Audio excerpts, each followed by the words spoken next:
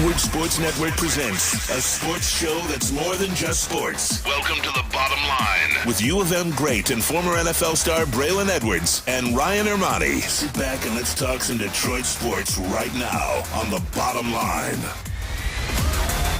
And here we go, Friday, March 11th, 2022. Ermani and Edwards, The Bottom Line, Woodward Sports Network. Ryan Ermani, Braylon Edwards. Good afternoon to you, my friend. Good afternoon, my friend. It's a little, woke up felt a little deterred that it snowed. I saw snow outside. It was white and it was annoying. I said, here we go again. It's supposed to be 67 next week. So I thought we were getting closer to that. But then when you get on the roads and you realize the roads are perfectly fine and the snow is evaporating at an exponential rate, you know what? It's a great Friday. It's a great Friday, absolutely. And I almost feel guilty about this because I am a Catholic, and on Fridays you're not supposed to eat meat. But we had for a huge spread today for lunch. Papa Romano's. I'm not sure all Catholics follow that rule. Wing Snob, huge spread from Wing Snob. Had some Hunter House burgers. Woo. Are you kidding me? How do you not eat meat today? Tom Mazaway, I will tell you this. Tom Mazaway had none of it. A devout Catholic. Good afternoon, Tom Mazaway. Good afternoon, fellas. Today was my day, and I didn't do it. I'm ashamed of myself. I mean, it's not even Good Friday yet, but you, 40 days, that's it, through Lent. The least I can do is got to give it up on a Friday. You got enough faults? I got plenty. I got plenty to go around. I'll do this. Thank you, God. Yes, thank you, God. It's my ode to God, absolutely. Yep. Big show for you today, Braylon. We've got Dan Dickerson, Tigers play-by-play voice, the voice of the Detroit Tigers, going to join us today, coming up at about 2:36 or so. Baseball is back, and we are all happy about that. Definitely extremely happy that baseball is back.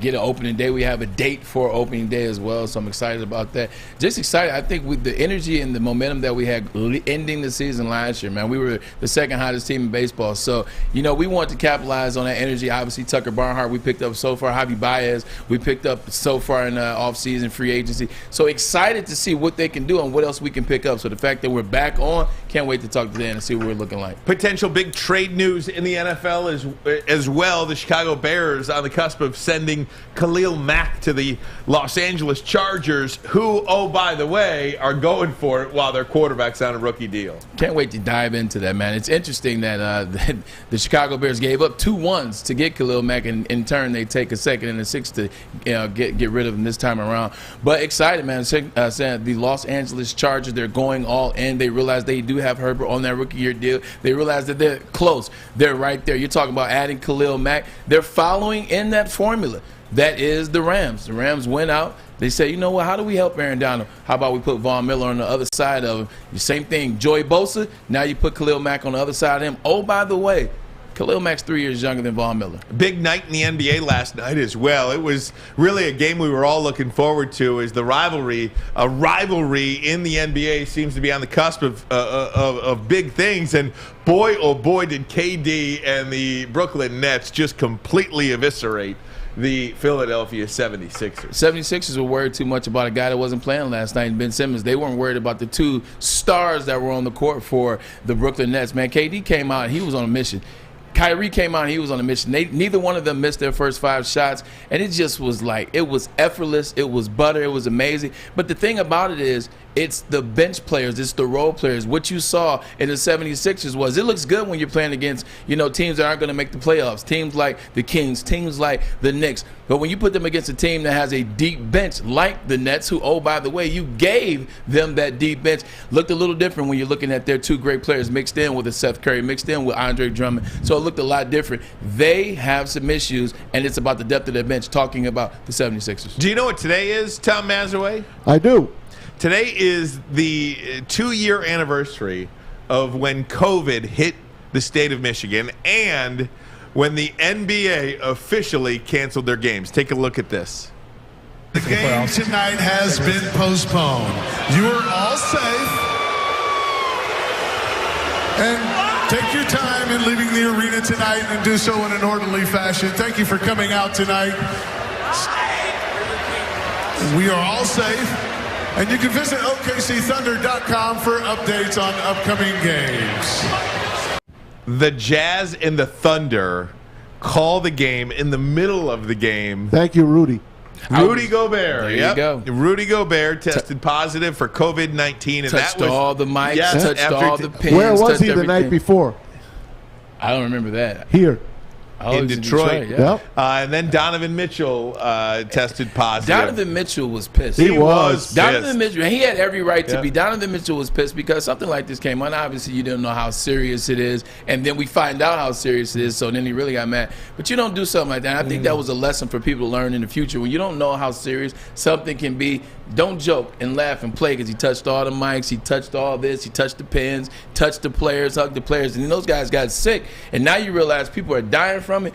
He was really mad at Rudy Gobert for a long time. 2 years ago, it was unthinkable to put a mask on your face. Unthinkable. Except Asia. Our world In stopped. Asia, but in the United I was being States. funny. Yeah, I know. Our life stopped. Billy. In the United States. I was going back looking at pictures today because we were talking about this earlier. The first time I left my house was April 2nd of 2020 after being in from March 15th. So it was like 2 weeks. And that whole 15 days to slow the spread, we all say, I told you so, right? We all think we're right about everything. The 15 days to slow the spread, and then on the second 15 more or whatever, I looked at my wife, I said, this is 2 years. This is a 2-year thing. Wow. It's a 2-year situation. So buckle up. Good call. Let's buy all the toilet paper that we see, gobble it all up, It's probably yours. You probably stole put it in the bunker. How much you still got left? I got a lot left. I figured you did. I got 3 big things from Costco. I just kept buying it It reminds me of when because there was only one. You could only get one per anything per at a time. anything. Yeah. So I was like, okay, I'm just gonna get one. You never know when they're out.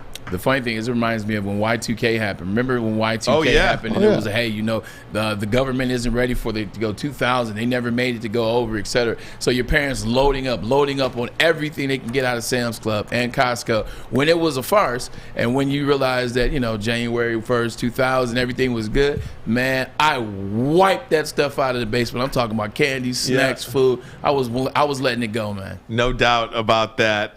Guys, also, Big Ten tournament, conference tournaments underway. Selection Sunday is going to be on Sunday, appropriately. Good call. So, yeah, good call. And the Michigan Wolverines are going to be sweating it out. That is because earlier today, just moments before our 2 o'clock show start, the Indiana Hoosiers upset the top-seeded Illinois Fighting Illini 65-63. On Joe Lunardi, prior to today's games, Joe Lunardi had Michigan in the tournament as part of the last 4 in. Yep. He had Indiana in the last 4 buys, or excuse me, in the first 4 out. How does he appropriately put it now? I hate it how he does it. Michigan last 4 team in. Okay. So last 4 buys, last 4 in. Remember, the last 4 in have to play the play-in game, right? Right. So I could envision now with Indiana beating Michigan and beating top-seeded Illinois that these two would flip-flop, and Michigan now would likely be in the last 4 in and have to play their way into the NCAA tournament. It could be interesting. I could see that happening as well. I also could see Michigan still being with that spot because you got to remember they did beat Michigan State and Ohio State last week. Those were 2 really good wins at the end of the season, so that could still count for something. Or Michigan may not get in at all. Like I could see all 3 of those scenarios happening. So if you're a Michigan fan, baby, cross your fingers. Yeah, either way, in a fascinating thing that happened in this Indiana game. So we're watching the game here. Indiana has a 2-point lead.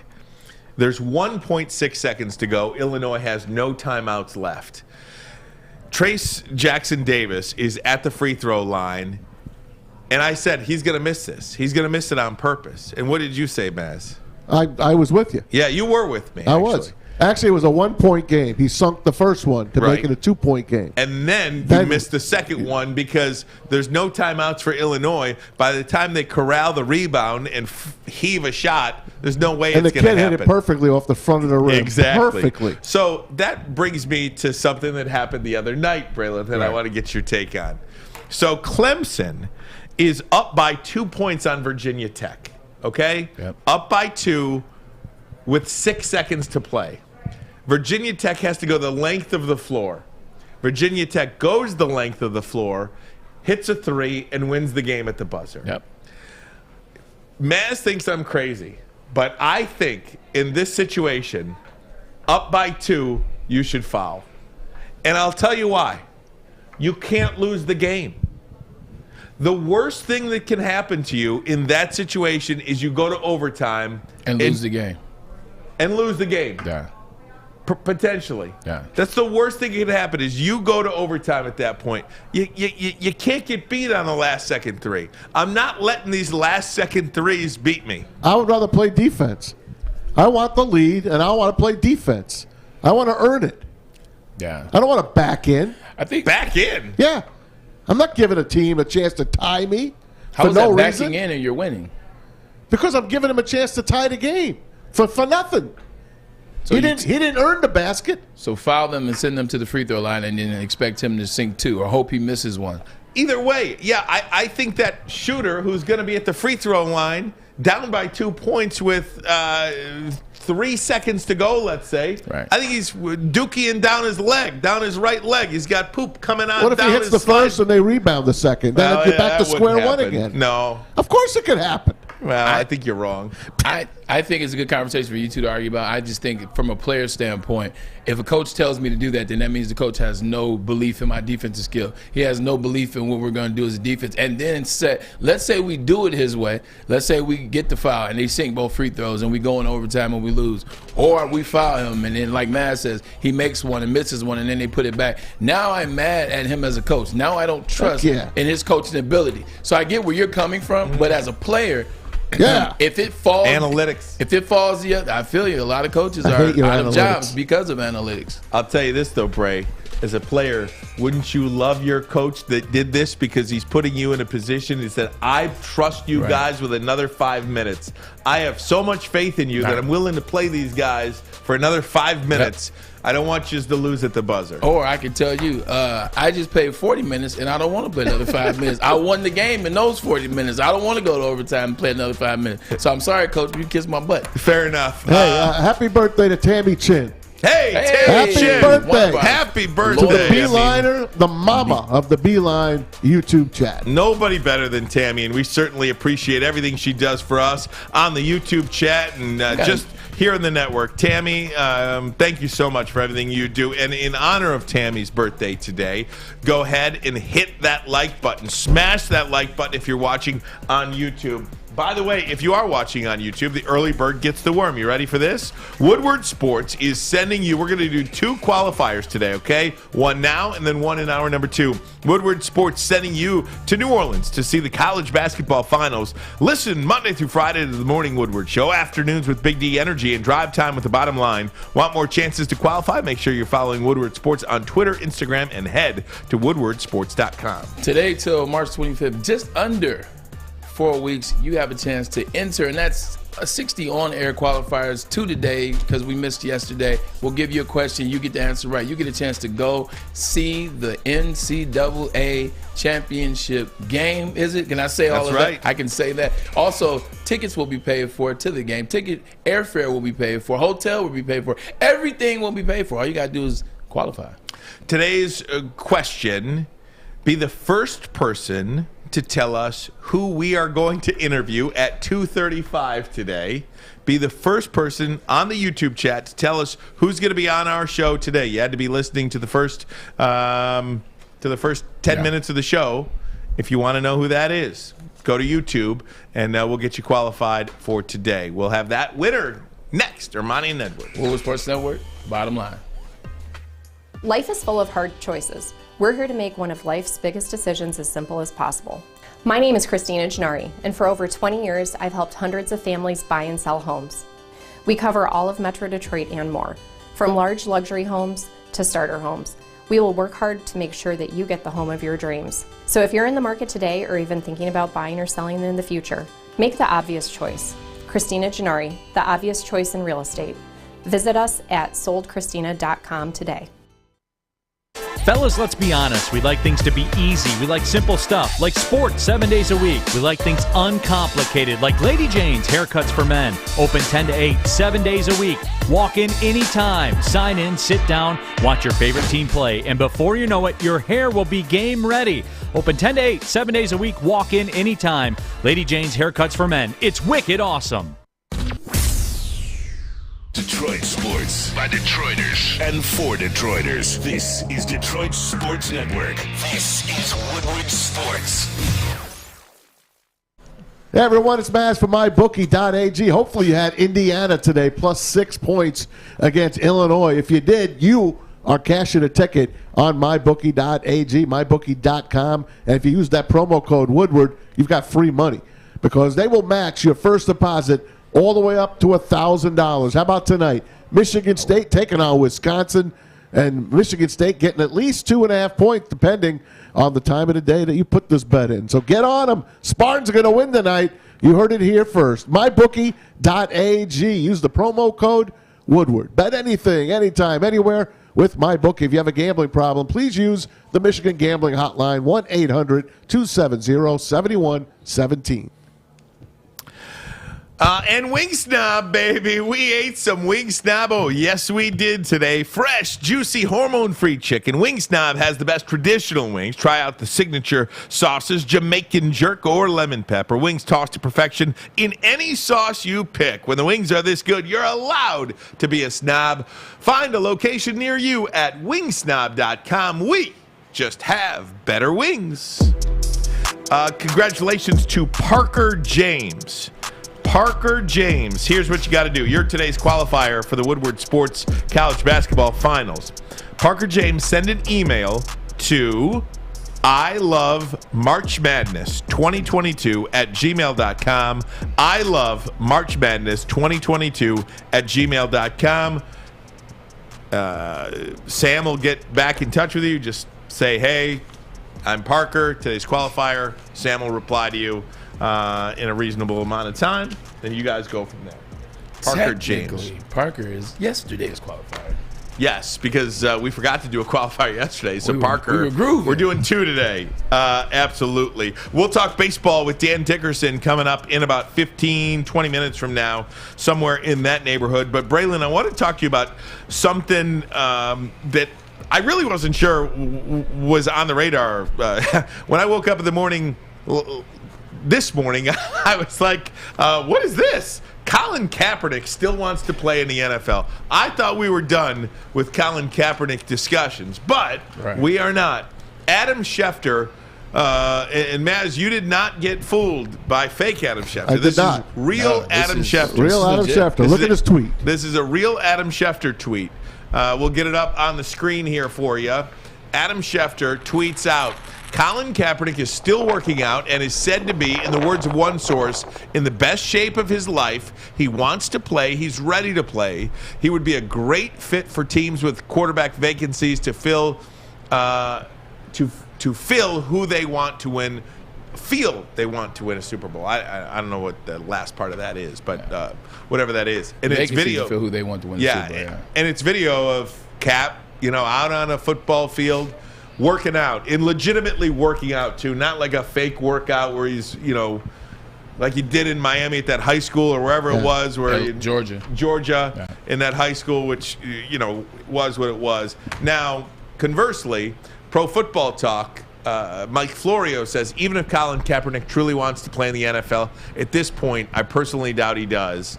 The NFL's ability to shun Kaepernick for 5 full years makes a return at this point impossible. So 2 parts about that. Do you believe that Colin Kaepernick wants to play in the NFL? There always seems to be, or at least the narrative is, that Colin Kaepernick is always angling at something other than what he's intending to do. Does that make sense? Yeah, no, definitely. So I feel like you can ask a couple questions, and as you ask them, I'll answer them. Question 1 you answer, I don't know. I don't know if he wants to play in the NFL. I think there's definitely a part of him that feels like he was robbed of 5 years of NFL play, that he was robbed of what he wanted to do for his dream. His dream was to play quarterback in the NFL for an extended period of time, and it wasn't allowed to happen. So I think there is a piece of that down there in him.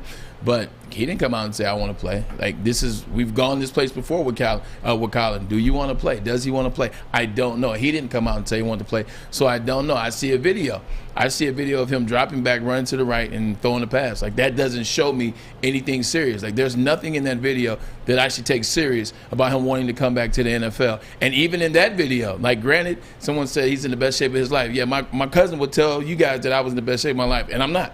So with that, it doesn't matter who said it. Also, I'm watching that video. I'm like, it's literally him rolling out to the right and throwing across his body things that he was doing bad when he played quarterback. Does he deserve a chance is a different question.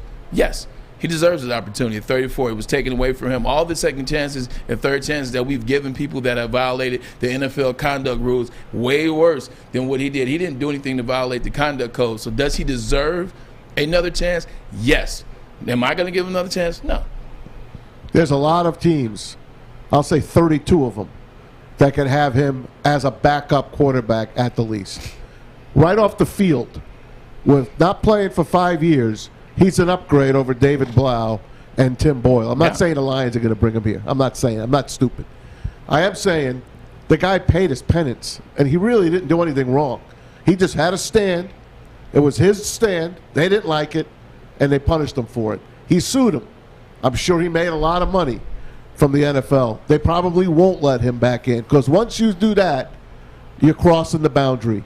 You can't bite the hand that you want to feed you. Well, Brian Flores sued the NFL. He currently is the defensive coordinator or defensive linebackers coach. Good. There you go. Okay. For the Steelers. I think as it relates to what the NFL felt at the time, and let's not get into the can of worms that is why he was suspended, because that conversation could take from now until the end of this year. Sure. So let's not dive into But that. in reality, he stood on his laurels. He stood on his laurels, and I'm with you. He didn't do anything wrong. Like, trust me, I've seen people represent the LGBTQIA plus club. Like, look at Carl Nassib last year. Carl Nassib took games off because he felt the type of way about the John Gruden emails. So, like, I get it. I've seen people beat their spouses and get 2 games. I've seen people do all type of manner of things and not get a whole suspension or get shunned. So that's why I say he deserves a chance.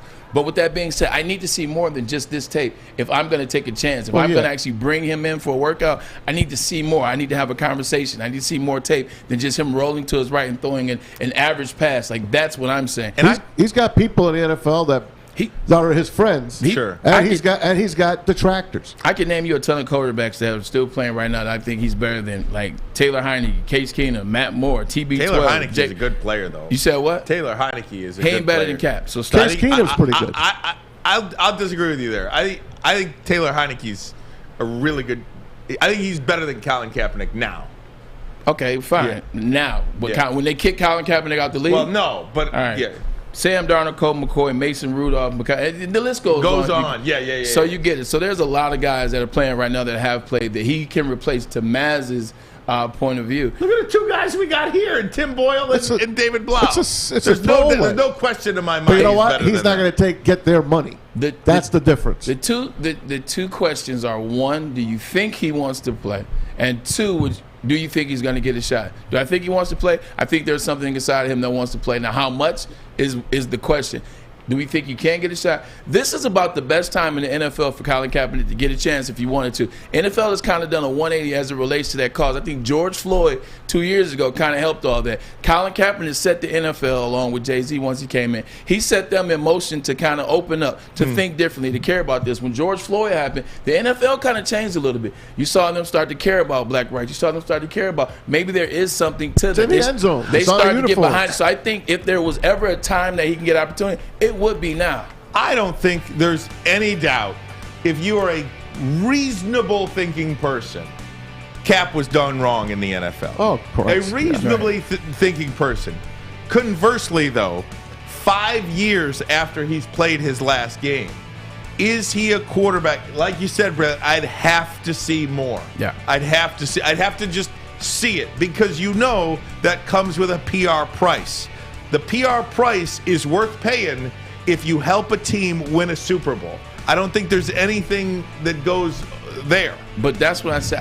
I don't think that PR price is near what it was back then. Fair enough. Like when it was 2015, the situation happened. You're talking 16, 17, 18, 1,000% is a PR, I agree with that. PR nightmare. I agree with that. Now in 2022, after George Floyd, after the way we're kind of moving forward, you see what's going on in the NFL from a player standpoint, at least. I think you will see people not forget in terms of front office what happened, but I think they will move past and maybe allow them a chance. If you were an owner and you were on the cusp of hiring Colin Kaepernick, would you say, Cap, I'm willing to give you a chance, I'm willing to put you on this field, but I'd really not like any distractions. I'd like you to come to the team and have it be about football. You do whatever you want to do on Tuesday. That's your off day. But when we're here on the field in the building, we're here in the building. Would that be something fair for an NFL owner to discuss? It would be. Or a head coach? It would be, and I think if he wants to come back, I don't think he's coming back to take a knee. I think he got his point across. I think everyone realized his point. I think the point is done. I think it's a moot point now in terms of him taking a knee. So I think if he was coming back now, he wouldn't be coming back to take a knee because what he did taking a knee in 2015, it got the point across. So I don't think he would take a knee. If this country welcomed back Muhammad Ali, why can't they welcome back Colin Kaepernick? Hey, man, look. Muhammad Ali is greatest of all time. Everything. I'm just saying. Something, too. They both did something that the rest of the world didn't like. But right or and they wrong, paid their ability price for matters. it. But to your point, it's a difference when Muhammad Ali took a knee. I'll give you an example. What Muhammad Ali did, he's the greatest of all time. He can come back. If Ken Norton Sr. would did what Muhammad Ali did, you never would have heard of Ken Norton Sr. again. Fair to say? If Deshaun Watson did it, it'd probably be okay. You know what I mean? Yeah. Like your ability to play the game, Antonio. How many? There were other players taking knees that still play in the NFL today. How many? Malcolm Jenkins is one of them. Right, and how many times did Antonio Brown get a chance because of his ability to catch the football and have speed? People forget Tyreek Hill, friggin' hit the mother of his kids. Kareem Hunt kicked his girlfriend. I mean, Richie Incognito called a player the N-word during a game. Like the list goes on. I mean, the bigger thing is that the list goes on. Did he get done wrong? Yes. Should he have gotten back then? Yes. But the problem is now, 5 years removed, we were just having a conversation about Deshaun Watson missing one season. How hard was it going to be back for him to get acclimated back to football? You're talking about a guy that was probably 10 to 15 when he was in his prime. He was 10 to 15 quarterback. 5 years have gone by. You talking about reacclimating him to the system? Man, stop it. Hey, speaking of reacclimating to the system, there is a player who says he's retired, but Mike Florio insists will be a starting quarterback for this team on week 1 of the NFL season. Armani and Edwards. Brett Favre is coming back. Woodward Sports Network, the bottom line.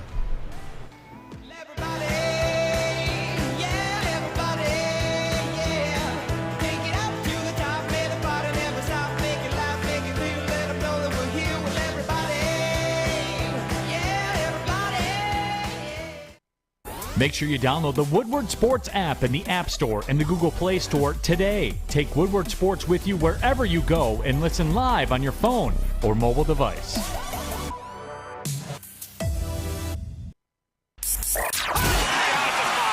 Three NBA championships. Detroit fans were there. 11 Stanley Cups. Detroit fans were there. 4 World Series wins. Detroit fans were there. And that one Lions playoff win in 1991, yeah, Detroit fans were there. Woodward Sports, where the fans are. SMA has been leveraging pro athletes and other notables for over a decade around the issue supporting mental health and substance abuse disorder. With the help of NFL alumni, Sean Jordan has been able to save lives and take a stand against these issues. Soon coming to Woodward Sports, actually already existing because they're on podcast number 3, Marketing Sports Group, as well as Woodward Sports Network, present to you This is the F Word, and the F Word is for fitting around those same topics and subjects that we just told you about. If you're struggling with substance abuse or mental health, they are here to help. Go to thesportsma.com. That is thesportsma.com for all your questions and concerns. Remember, we are here to help you and others around you. You think Tom Brady stays retired? No. He retired from the Buccaneers. He did not retire. Remember that Instagram post? And he thanked everybody in the organization, didn't mention the Patriots, and that was kind of a thing for a while until the Brian Flores lawsuit was filed that afternoon. I think he is intending to retire from the Tampa Bay Buccaneers, and he's going to make his move at some point to get the Buccaneers to release him or trade him, and he's going to have a very compelling argument. He signed a 2-year contract in 2020. He did a 1-year extension last year for cap purposes, the kind of stuff we were just talking about, right. Not because he wanted to extend his commitment by a year. You call up somebody with the last name of Glazer, you make the case, brought you a Super Bowl, filled your stadium, please let me go. I still think week 1, he's going to be the 49ers starting quarterback. Week 1? Week 1. I mean, he'll be there before then, but I think when the season begins, when we're digesting Russell Wilson in Denver and Deshaun Watson wherever, I think Tom Brady's going to be the quarterback of the San Francisco 49ers in 2022. So I have to tell you, and I hate to say I told you so because it hasn't happened yet, but 2 things. Braylon, you and I sat on this desk the day he retired. Yeah, that Monday. And I actually went back and I tried to find the show, and there's just so much content to go through. I couldn't find it. But I did take some time. Maz has got as my witness, saw me looking for it. Yeah, no question. Because, and I actually sent their cut to be posted too. It's just. Yeah, we did. But you said hold on to it. I said he's coming back, and you said he's going to go play for the 49ers.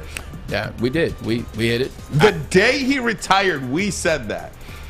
You did. You said 100% he's not done, and you stood by the logic that when you're forced to do something, it's not what you really want to do. It means it's still in you to do whatever it is that you want to do. So him retiring for his kids or for his wife or for whatever, that's not retiring for himself, which means that door is still open. That means he still wants to play. And that's what he said. And I said, you know what? I think he's retired. But if there is a situation I can see him being opening day quarterback for the 49ers. Slight caveat to this too, Maz. I'm sorry to jump in on you. And it's something that we've talked about, and I'll give you full credit for it. You've got to question if Tom Brady now is, and you heard Mike Florio, retiring from the Tampa Bay Buccaneers. That's another notch against Bruce Arians.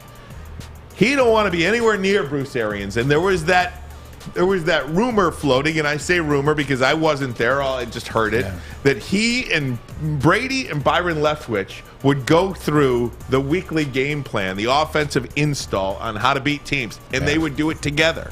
And Arians would come in and be pissed off that he wasn't involved in it, and he would rip up their offensive plan that they came up with. We never really heard Brady say, I'm done yet, have we? We've seen tweets. Have we seen him standing at the podium yet, saying goodbye to football and goodbye to the Patriots? Well, that was a really remember? He didn't say anything about the Patriots. That was a really unique take from Mike Florio when he said that retirement video was all about the Buccaneers. It had nothing to do with the NFL, with Brady Smart, the New England Patriots, or anything like that. We created this uproar over the Patriots. But he was retiring from the Bucs. Oh, remember the first time he retired? The first thing I said. He retired from the Patriots. You heard about it. My dad did too. Yep. Stan did too. Yep. He retired from the Patriots. That's when he did all his things. Then he retired from the Bucs, and he thanked them. But he didn't retire from the NFL yet. Dumb question. Let me ask you this. Does it affect Tom Brady's legacy at all? No. If he starts bouncing around here.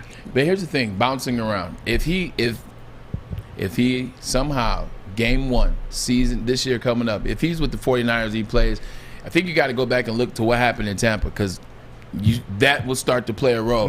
If nothing happened down there and he's just like one day woke up and was like, oh, I still want to play. Now you start to get into the Brett Favre thing that really turned people off of Brett Favre's legacy. It's him keep coming back. I'm retired. No, I'm not. I'm retired. No, I'm not. I think it's very different when you look at Tom Brady's situation, because you got to look down there. You got to look at the Tampa Bay Buccaneers for what they are. You look at what was going on with AB. Now I need people to separate AB's foolishness from what AB said that actually checked out. AB said that he didn't practice that week. We found that to be true. AB said that there's documentation. There is documentation that he did have a messed up ankle and he didn't practice because of it, and you saw the text messages.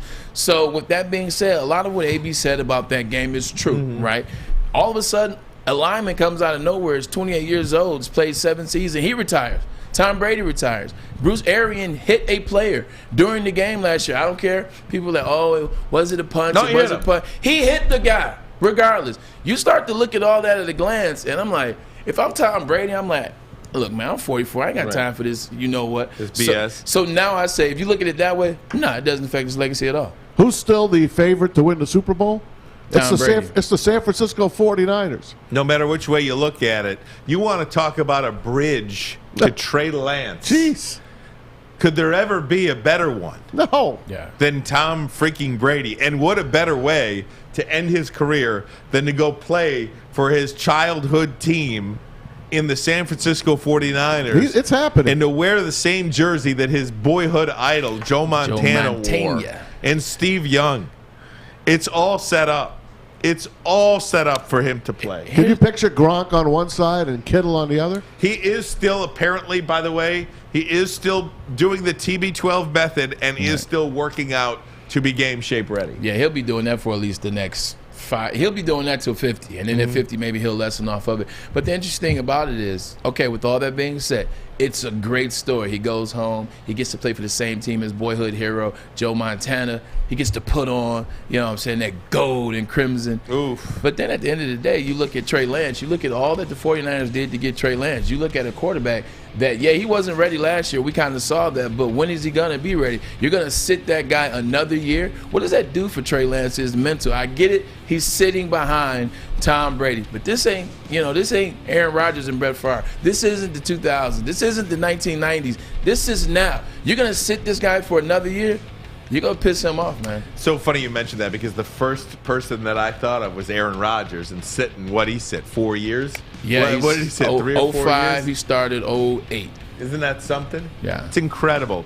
Guys, we're going to get Dan Dickerson on the line. Voice of the Tigers. Baseball is back. Woo! Spring training started today. We'll get the latest from Lakeland, Florida. We'll do it next. Armani and Edwards. Woodward Sports Network, the bottom line.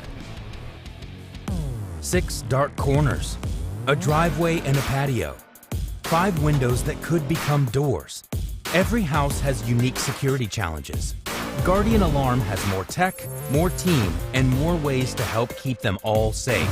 Get a professionally designed and installed security and smart home system from Guardian Alarm. Sign up today and get a free video device. Guardian Alarm. Smart right from the start. Call 1-800-STAY-OUT. We don't like to brag that we are the toughest sports network in Detroit, but we do have a guy named Darren McCarty on our side. Lemieux and McCarty, who've had a good knockdown drag up. There they go, right on the whistle. They were talking to one another. Woodward Sports. Everybody, how about time to get your foal on? Go to the foalingwarehouse.com right now and check in on it. Foaling Warehouse in Hamtramck. Don't forget to check them out and ask for Chris and Noni Hutt. Chris invented the game, throwing a football and bowling pins. It's a phenomenal place. Huge, huge warehouse and lots to do there. If you can get it, you can go 2 times, 2 ways to play the game. Unlimited open play for $10, or you can have a private lane reservation, 10 of your friends to play, 10 of your friends or family. You get it for 2 hours, and it costs you $120. Get your drink on as well, multiple full bars. They have the mystery $2 beer machine, over 100 beers to choose from as well. You can bring your own food in or have it delivered. Just go to Hamtramck right now, the Foaling Warehouse. Get your foal on, foalingwarehouse.com. I can't warn you guys enough. Spring is coming, and what that means is after spring, you got summer. You want to look fine. Summertime fine as wine, and the best way to do it is go down to Planet Fitness because they let you get in shape at your own pace. If you want to go balls to the wall, then you can do that. If you want to slow down and take it easy, you can do that as well because guess what? There is no judgment. Home of the judgment-free zone where your fitness is essential. Over 2,000 locations, which means there is a Planet Fitness wherever you are. There's one right there. Once again, $10 a month. Only 10. That's it? Only $10, Ryan. Wow. You can sign up, get in shape, look good, feel great, get used to the hydro massage chairs, unlimited tanning, and all that good stuff. Your fitness is essential. My goodness. All right, guys, we're going to get Dan Dickerson down the line momentarily. He is in West Michigan. Tigers are in Lakeland getting ready for spring training. And then April 8th, opening day against the Chicago White Sox On a Friday. at Comerica Park. go. Weekend series against the Chi Sox. I wonder how many people here at Woodward Sports won't be coming in that day. Actually, I'll be down there at the game. We're all going to be there. We're broadcasting down there. Are we? I think. Good. Yeah, we broadcast Good. down there. I'll be down there broadcasting in the morning as well, and then stick around for the old afternoon situation. So we'll do that. Situation. That's funny. Oh, what a guy! Look at Stick. Situation. Thanks, That's Stick. funny. My goodness. That's Stick. Who's better than Stick? Nobody. Guys, baseball is back. So the players in the league ratified a deal. Here's some of the details. Let me throw it up for you, okay? We're going to have some notable rule changes in the new CBA. 12-team expanded postseason, 6 teams from each league. Why did I feel there were 12 last year? I think there was. The owners wanted 14. The players balked on it and finally won out. So 12 teams is going to be it, which is still good. Yeah, I liked it last year. I think you will have more markets involved in baseball play in the race, at least in July, in August, in September. When I was a kid, there were 2 teams that made it. Universal DH. This is a good thing, right? The best. It is. Nobody wants to see a pitcher No, hit. I'm done. I don't. Especially interleague play and World Series, because the American League team would always be at a disadvantage in the World Series. You go to a National League city, your pitcher's got to hit. That's a load of crap. Now, I know baseball purists love this. 9-inning doubleheader games. So remember, during COVID shortened year, there were 7 innings. I kind of dug those. I did too. I like the. I'm not going to lie to you. I did too. I'm a purist, I guess. And no runners on base to start extra innings. Like and I like that too. I like that too. But look, we're going to get care. it. I'm totally fine with it. I'm totally fine with it. So that's good. Bray, you like these rules? I hate to say that they're hokey rules, but they were hokey, I guess. You got a guy starting on second base to lead off ghost the 10th. runner. Yeah. I don't know. Yeah. I'm like, I don't know. Universal DH, I think that's an amazing one. That's I know good. You guys have been talking about that one. I really do love that one. The other ones, maybe to start the inning. What is it? The bases on. Yeah, that one's guy runner on second. That was a little silly. That's a silly one as well. The shift is the big one that I'm waiting to see what happens with that, because I definitely was listening to you two guys argue about it, and I find myself liking the shift. So we'll see. And Maz, we talked about it for so long. Many people pegged Carlos Correa to be the Tigers' big-time free agent who they would sign. And apparently, we never thought we had a chance. No. And apparently, according to John Morosi, they really gave it their all to get a shot at him. So John Morosi says the Cubs, who engaged in talks with Carlos Correa, they are in negotiations before the lockup began, are among the favorites to sign him as the market reopens. Now, Morosi went on to say that the Tigers' 10-year contract offer to Correa last fall included at least 3 opt-out clauses and a $10 million bonus each time he finished in the top 5 of the MVP That's so voting. fair. I think that is so a fair offer from Chris Ilitch in the Detroit Tigers franchise. Yeah, if he doesn't want to come here, he doesn't want to come here. I mean, that's what it comes down to. If that's the presentation, because I like the offer. I can't find any holes. If this is what exactly was presented to Carlos Correa, I can't find any holes in that. So he just didn't want to come here. That's what it comes down to. He wants to beat Lindor. He wants Francisco Lindor money. Here's the problem. I'm a Mets fan. Sorry. The Mets owner, the new owner, Steve Cohen, he's got whatever you want to call money, blank you money. Yeah. He's got more money than any guy in baseball. So what's he do? He gives Francisco Lindor $340 million. The guy was not $340 million player. Now, Correa and his peers, that's their number. That's the new number. If you want to play middle infield or if you're a great outfielder, that's the starting number now. Thanks to the Mets owner, and all the rest of the owners are pissed at him. But let me ask you this, though, because each player, with the exception of Lamar Jackson, has something called an agent. And that agent's job is to, one, pursue the best deal for his client. It's also to, tell his client what's going on. These are the numbers. This is what's going on. This is how things are laying out. It's also Carlos Correa's agent's job to tell him exactly what Maz said. Hey, you know what? You're not getting that money. That's called fool's gold. He was the only player that was going to get that deal, and that's because the owner, Cohen, has FU money, as Maz so elegantly put it. But that's the agent's job. The agent's job is now to tell him that. So Carlos Correa not going to say, okay, if this is what you're telling me, I did hire you because I trusted you. If this is what you're telling me, I have to believe that. Now he has to go seek deal that is up to par, up to snuff. And you can't tell me that Tigers, that offer wasn't up to snuff. What did we give Javi Baez? I believe $185 million. $185 million. Carlos Correa and him are equal on the defensive side of the ball. Equal. They're both excellent defensive shortstops. Correa's got a little bit more power, and he strikes out less than the Tigers play. Right. Also, Javier Baez? Yeah, I lost the train of thought there. Also, when Correa gets into the playoff, he turns into a different player. I think that's ultimately the difference what you're paying for between Baez. You're 100% right. But when Correa gets into the playoff, he's a different player. He goes to another level, and I think that as a Chris Illich or insert owner here that wants Correa on that team, that's what you're looking at. You're looking at what he did with the Houston Astros in the playoffs. He's insane when he's in the playoffs. Let me ask you about this, because there's a number of free agents that are still on the board.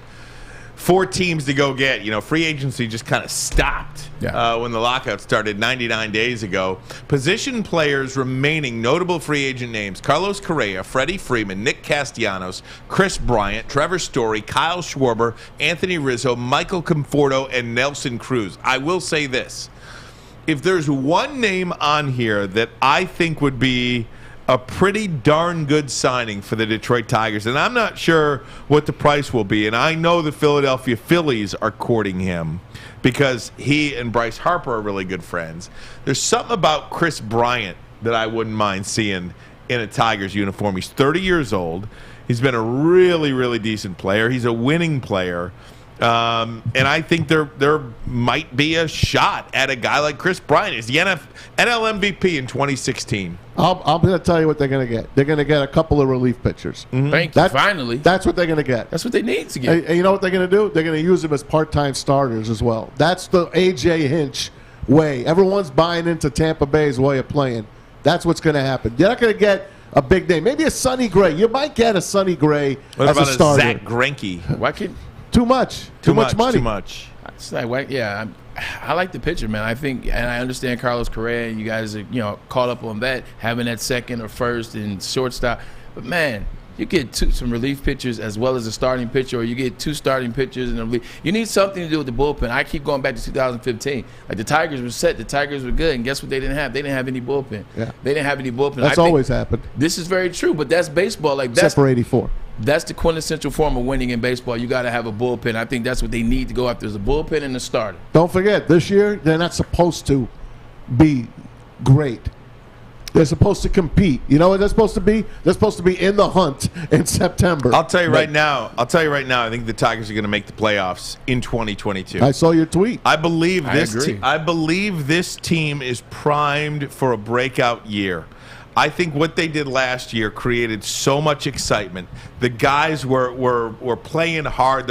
They're an exciting group to watch. You plug a veteran or 2 in this lineup and in that staff, man, oh man, I just got a feeling, Maz. This team is primed for a playoff run. Man. I'll be there. We're going to take a break, 30 seconds. We'll be right back. Dan Dickerson with us next. Armani and Edwards. Woodward Sports Network, the bottom line.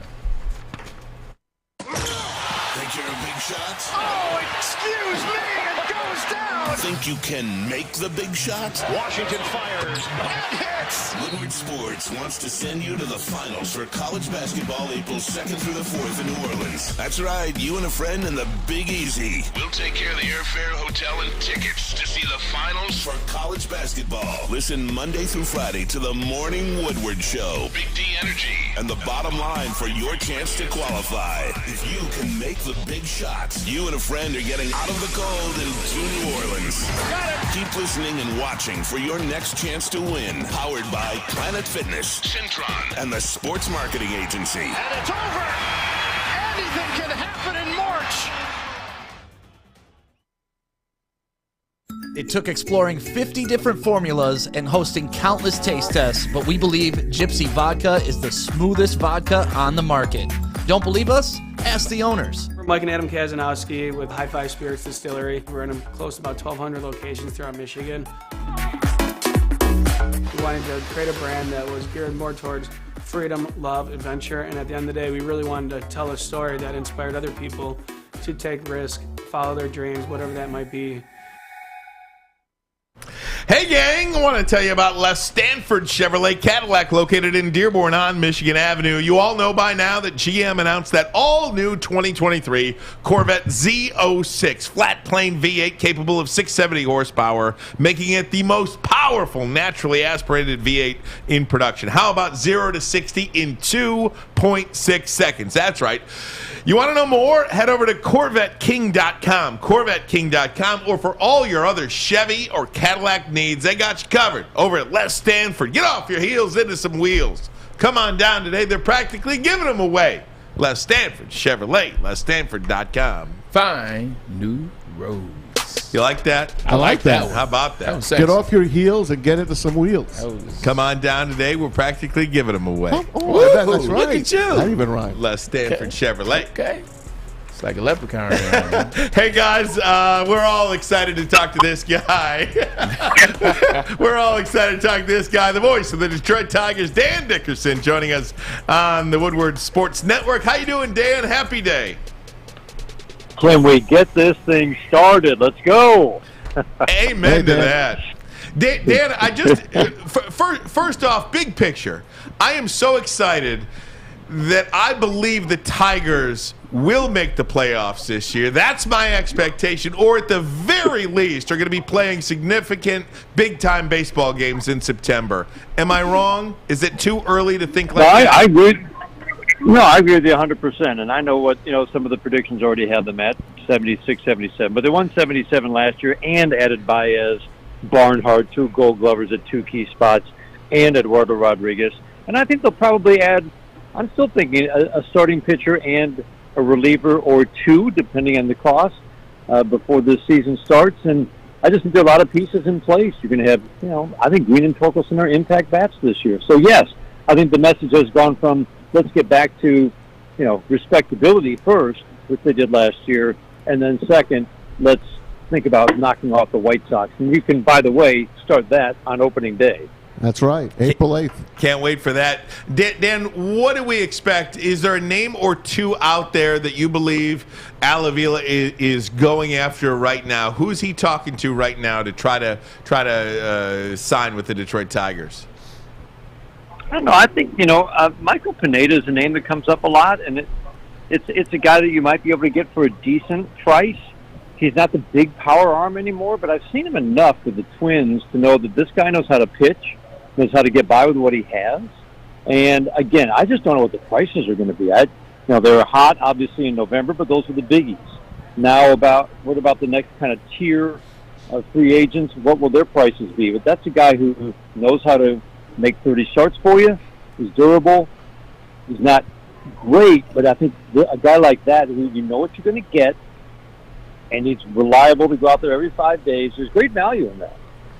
He's kind of right at the top of my list. In terms of a trade, I think Oakland A's, it sounded like they were willing to trade just about anybody in their rotation. A couple of other guys who might be free agents within a couple of years, who have 2 years left under control, Castillo from Cincinnati.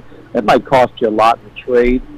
But there are definitely some arms out there. Tyler Anderson, I think, was another one that somebody mentioned. So there's definitely some options. I don't think they're going to spend a ton, but could you get a guy on a 2-year deal for a reasonable price? What's a reasonable price? I don't know, 10 to 15 million? I have no idea. But I do think there are guys out there who can add to this rotation. I think they will add. Hey, Dan, we talked about the end of the season last year, how the Tigers ended it. They were the second hottest team in baseball, gave us a lot of optimism about going into the offseason. Then you pick up Tucker Barnhart. Then you pick up Javi Baez. Then you pick up Rodriguez. I believe that they're going to the playoffs as well, man. I am on board with Ryan Armani. I'm on board with you. If they didn't make the playoffs, what would that reason be? I'm a baseball novice, so I'm leaning on your pro and expertise, your expertise. I don't know. That's a good way to kind of to flip the equation.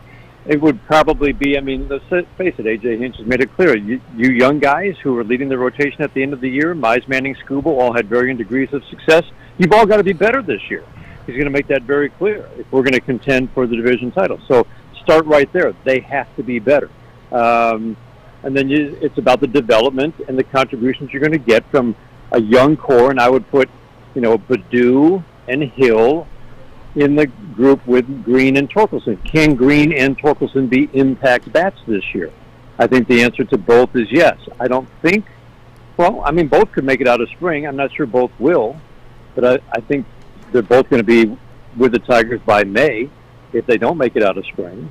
And they will be impact bats, but in other words, what kind of impact bats? So we're talking about, by the end of the year, these are guys who are in the middle of the order because they're probably going to start a little bit lower than that.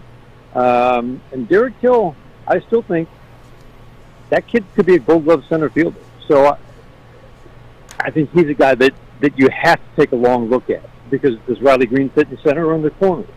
And then Akil Baddoo, I think it's a big year for him because he had his struggles. But I always say, hey, this kid made the jump from A-ball last year, and the skills are impressive. I wouldn't put a ceiling on his upside. But is he a guy who's going to be kind of that one-year flash? I don't think so. Or is he going to be a guy who's going to be a regular for years to come? Has to show he can hit lefties. But really what it gets back to more than anything, pitching and defense. Because as much as you hear that, this is what A.J. Hinch believes in. You need enough offense, and you need really strong up-the-middle defense. Up-the-middle defense was not good last year. Not a secret. Shortstop was a black hole last year, and that's why Baez, even though his defensive numbers have slipped a little bit in the last couple of years, represents such a huge improvement at shortstop. Tucker Barnhart, believe me, Jake Rogers I think is going to be really good, but he's not going to be around this year because of Tommy John. You've got a Gold Glove catcher. That's huge to get 2 Gold Glovers at those 2 positions. And that's why I still think you're going to see some arms to be added. And for fans, think about the bullpen arms. If it's a name that you're not really familiar with, just believe me, A.J. Hinch spent a lot of time last year watching guys on other teams, scouting just by watching all season long to find those relievers that he can get for a low cost that he knows can help his bullpen by working multiple innings on given days and also by working short. So whenever they add a guy, believe me, it's a guy that A.J. Hinch wants. He believes he can build a bullpen cheap and build an effective bullpen cheap. Dan Dickerson joins us, Tigers radio voice, my buddy. Dan, appreciate you coming on. We were talking earlier about Carlos Correa and the price on him, $340 million plus. It all stemmed from the Mets owner, crazy owner, giving that kind of amount of money to Francisco Lindor. And we read today that the Tigers' offer was pretty damn good. 3 opt-out clauses, and then if you're in the top 5 in the MVP, which means you're doing your job, you're getting an extra $10 million each time that happens. They did it. I think they put out a very fair offer to this guy, and I was a little surprised he didn't take it. That's interesting. Yeah, I hadn't heard that yet. I've been out and about today, but that's a very competitive offer. Heck yeah! I really thought they were going to sign him. I just thought that he wanted to be reunited with A.J. Hinch, and I thought that was going to happen. I think it probably didn't help that he had to make that decision really quickly instead of maybe over several months of the off season. He had to make it by December 1st, and maybe that just for him wasn't enough time to see what the market really was going to hold for him. Hey, let's get to some of the new rules, Dan, that are going to happen this year. The universal DH, obviously I've been begging and praying for this forever. Thank God it's going to happen. And then, no, we won't get to see Max Scherzer go 0 for 54 again. Oh, that's a shame. 0 for 54. Especially in the World Series. But he bunts good. Yeah. Hey, American League, your pitcher has to hit in the World Series. Okay, I'm glad that's over. Yeah. That's over. Me too. You got 9-inning doubleheaders now, and Ryan and I. Glad to see that. See, but Ryan and I didn't mind the 7 innings. I didn't mind hate it. I don't hate it either way. I don't mind the ghost runner at second, but past all that, I like the shootout in hockey too. Listen, I do too. When are they going to go to 2-on-2 in hockey? Okay. That's a joke. Field goals in overtime in the NFL. Okay. Okay, I get from 40. All right, I'll do it from 50. That would be entertaining. I'll do it from 70. Hey, that's entertaining. I brought that up. I like that, man. All right, Dan. When does the shift? Yes. When's the crap about the shift and all of that kind of stuff? Is that 2023? Yeah, 2023. They're trying to make it so that if the MLB wants to make rule changes, they can do it with 45 days notice, and hopefully make it in conjunction with the players. I understand the players and umpires will be represented on the panel that will make the decision. So I think it is coming, and I tell you guys, I go back and forth on it almost every day. It's like, well, they should be able to to play guys wherever they want. Yeah, and we yet, say the same. We say the same thing. You should also be able to You should also be able to legislate against it. The NFL did years ago by not making sure you had a 5-yard cushion at the line of scrimmage. Brought a whole lot more offense back to the NFL. And Dan, so what's wrong there's with an illegal defense in every sport except baseball. Right. There's an illegal defense in every sport except baseball. As a fan, I don't want to see a hard hit ground ball, just a line drive BB. Line drive to right center be a ground ball out. You know, I just don't want to see it. And I have come down with you. I agree with you, and I've come down on that side of the equation. Believe me, it's been kicking around in my head, and I think people have arguments strong on both sides. I just want to return to what you just said. That pure line drive to right field should be a hit. I think it is coming. I think they will limit the shift. The other thing you could do, which will also bring back that line drive single to right, is you could make everybody have their feet on the infield dirt. That would be much easier to legislate, I think, than otherwise you're going to have to put a line behind second base to make sure there's not a third guy on that right side. I think that would actually help quite a bit, making sure everybody's got their feet on the dirt when the pitch is delivered. Not instead of a guy standing 30. I mean, we've got guys standing 30, 40 feet into the outfield. Why can't Victor Martinez, Dan? Why can't Victor Martinez hit it in left field? The whole field is open. The whole field is open. He's a 300 hitter. Hit the ball there, then. Tommy.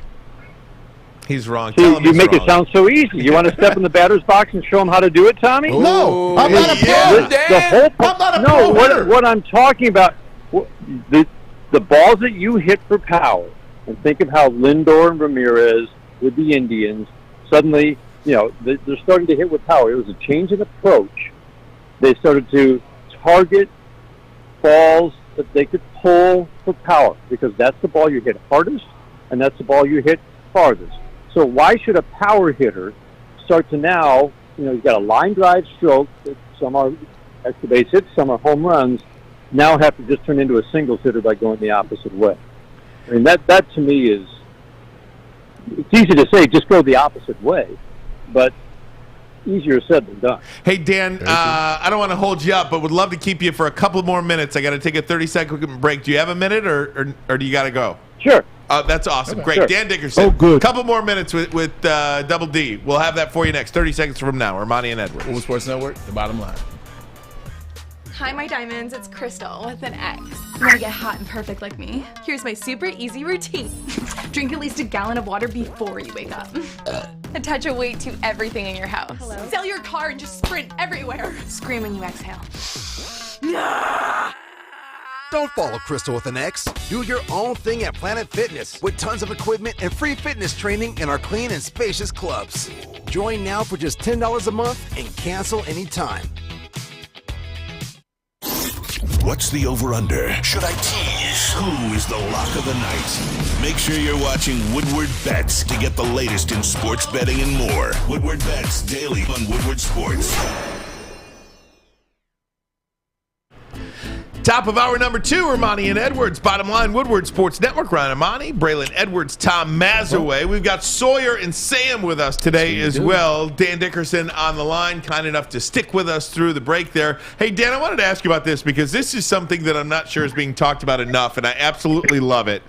We try to, we always talk about growing the game of baseball. In my opinion, beginning in 2023, next season, each team will play each team home and away. So you don't have to go, wait 5 years before you see the Dodgers at Comerica Park. You don't have to wait, 4 years to see. You're talking interleague play. Yankees, etc. Don't they just play everybody or no? Maybe I got that You're wrong. talking about interleague play, home and away, so now you're doubling the number of interleague play. I could have swore I read that each team will play each team home and away beginning next year. American and National League? I could have swore I read that. And I would be surprised because that's adding a lot of interleague games. It's already at 20, and that's too many if you ask me. I would rather see going from the unbalanced schedule, which is 19 games against every team in your division, versus 6 or 7 games against everybody in the East and the West. I'd rather go back to the old balance schedule. And I know there's like, well, you should win your division by beating your own division. I get that. But I still think it'd be fun to have, 13 games against everybody, 10 to 13 games. So you have the Yankees come in for twice, the A's coming in twice, whatever it might be. Here you go. I think it's more fun. Stick in the American League, though. I don't need any more National League games. Otherwise, just scrap the American and National League. I don't want more of that. I think you're going to get 140 minimum. Dan, I think you're going to get more of it. Under the new agreement, teams will have less games against their divisional opponents and will play at least one series against all other 29 teams. Ooh. So I think you're getting more interleague games with the universal DH. Oh, wow. MLB with the breaking news. schedule format will change in 2023. As it stands right now, MLB teams play 19 games against 4 divisional foes. Beginning in 2023, under the new agreement, teams will have less games against their divisional opponents and will play at least one series against all other 29 teams. I don't get that. I can't believe that hasn't been more widely reported. That's a dramatic. Well, that's what a dramatic change. That's don't 45 games minimum. You sure that's not from the fake? That's 45 games minimum against the National League. Why are you doubling the games against the National League? I don't like that at all. Washington Post. MLB team. Yeah, I mean it's everywhere.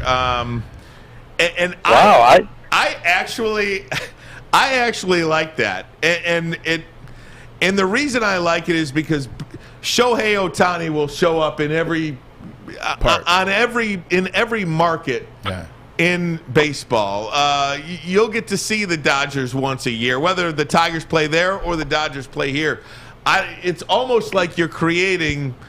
I guess in the NFL you don't play every team. I don't know. It's something. Sounds odd. You also don't play 162 games, though. So yeah, it's interesting, but that's. We'll have to do our homework on this. That's a surprise. Bob Nightingale. No, I believe you. I believe you. That's not a small thing, and I read a lot this morning. Yeah, Bob Nightingale. 2023 will be more balanced. Teams will play at least one series against every opponent in both leagues. I can't believe that's not been more widely reported. I don't think you think about that. Think about that. You've got at least a home and away against everybody in the East and the West in the American League if you're the Tigers. Yep. Now you're taking that away so you can replace it with at least one series home or road against every team in the National League versus one division. Crazy. I think it's almost like, why do you have two leagues then? Because now you're taking away any rivalry that you have with the Yankees, Red Sox, Oakland A's, Seattle Mariners. There are some good rivalries outside of the Central Division that fans enjoy seeing. And I don't know why you would try to increase the National League rivalries, which don't really exist, at the expense of some American League rivalries. Welcome to the MLB. But I guess it's coming. I'll have to get used to it. Right. It just increases my homework load, okay? I'm not happy about exactly. More index cards. Right. No doubt. But anyway, I wanted your take on that because how do you grow the game? And again, I think this is one maybe unique way to do it, where at least you will see, Vlad Guerrero, Shohei Ohtani, Mike Trout, Bryce Harper, all of these superstars. You'll get to see at least once a year play your team. Yeah. Well, maybe. If you're only going to play, I don't know. I think it takes away from. I would rather grow some rivalries in the American League than trying to grow rivalries against 29 other teams. It doesn't make a whole lot of sense. I hate when the National League is on TV. I get what you're saying in terms of spreading that, the superstar talent so that they can go to markets they might not normally go to. But I still think there's a reason you have an American League and a National League. And I'm assuming this is because the DH is no longer around. Yeah, you're right about that. And I would rather you've got more history with. It's not just the Red Sox and Yankees. It's the Oakland A's. It's always there's a history there. Think of the postseason history the Blue between Jays, Tigers and Oakland A's. Absolutely. I don't need to see the Marlins every year. No. Or the Pirates. The Pirates, the Nationals. I know. I don't want to see the Pirates anymore either. Come on. Dan, before you go, Back in my day of coaching the Lemon Drops, and I know you met him. We brought him up to the booth. Oh, my God. Your stories of the Lemon Drops and their full court pressure are some of the best ever. Now, listen, why can't my Lemon Drops, I move them around the field depending on how a girl would hit. Why can't I play defense? Why? I'm a manager of a team.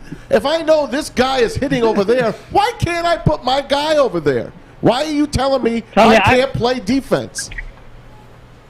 Well, did you complain when they stopped the defensive back who was up in the line of scrimmage after flushing that wide receiver? I did complain.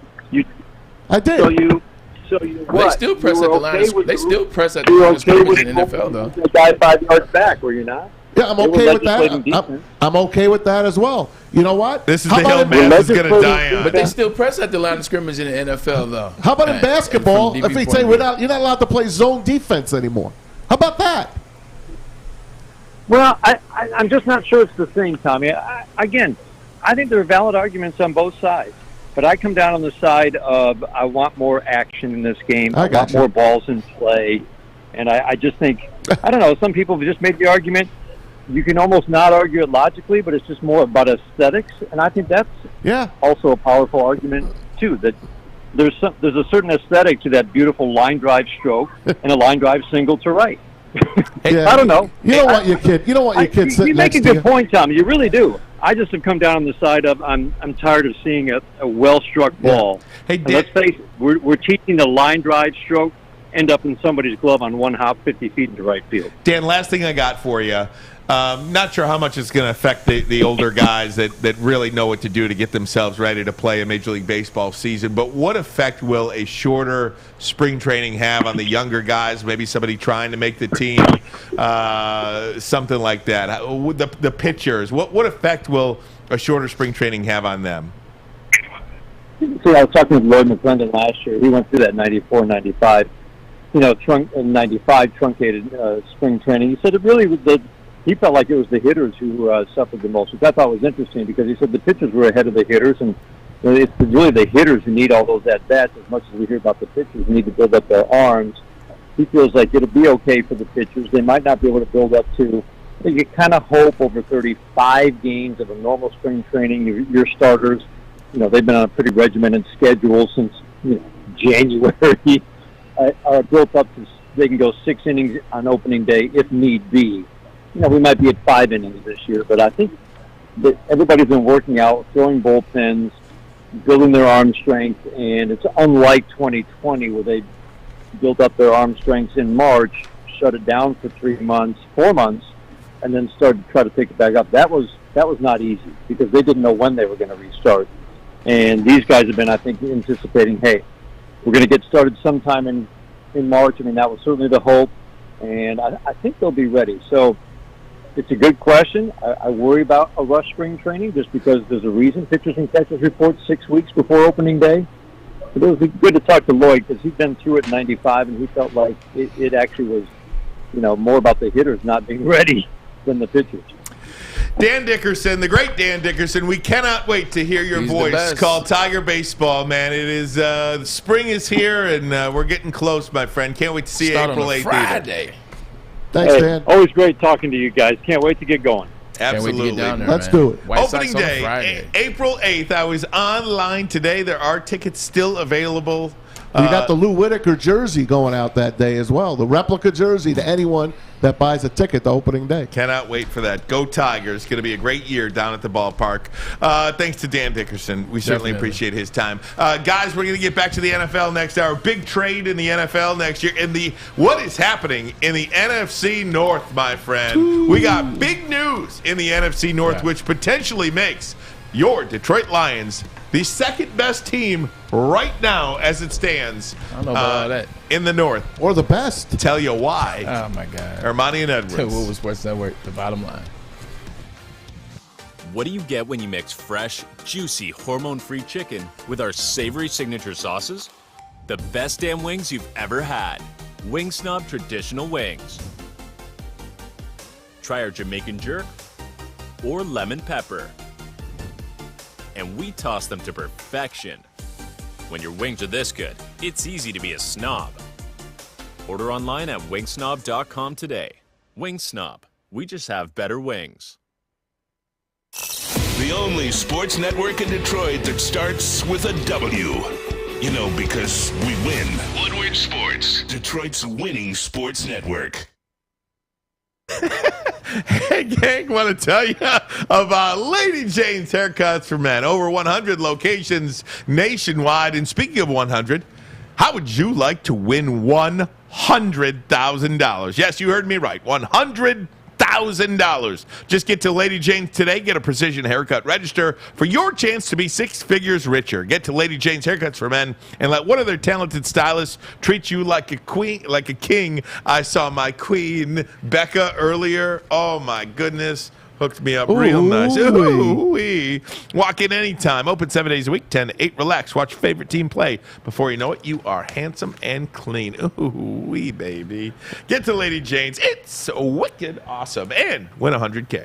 And when you're done with Lady Jane's, head on over and get that look going. Get your skin looking good. Get that vitamin D. Head over to Chili Peppers Tanning. ChiliPeppersTanning.com. They are the cleanest salons in the D, spotless, sanitized rooms, and trained and certified tanning professionals. Join the Pepper Club. You get the best deal. They beat everybody's best deal by at least $5. ChiliPeppersTanning.com. The hottest bulbs, the hottest deals, the darkest tans. Your vitamin D headquarters, 26 locations, and more to come. It is ChiliPeppersTanning.com.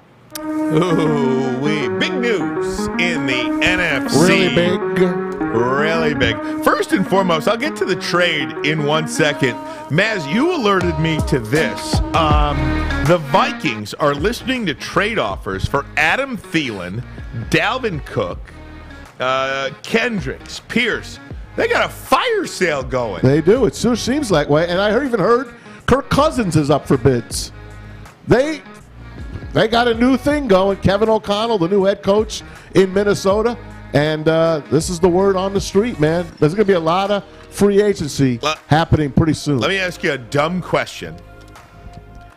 What kind of trade offer would a Adam Thielen command? Maybe a third-round pick? That's it? Yeah.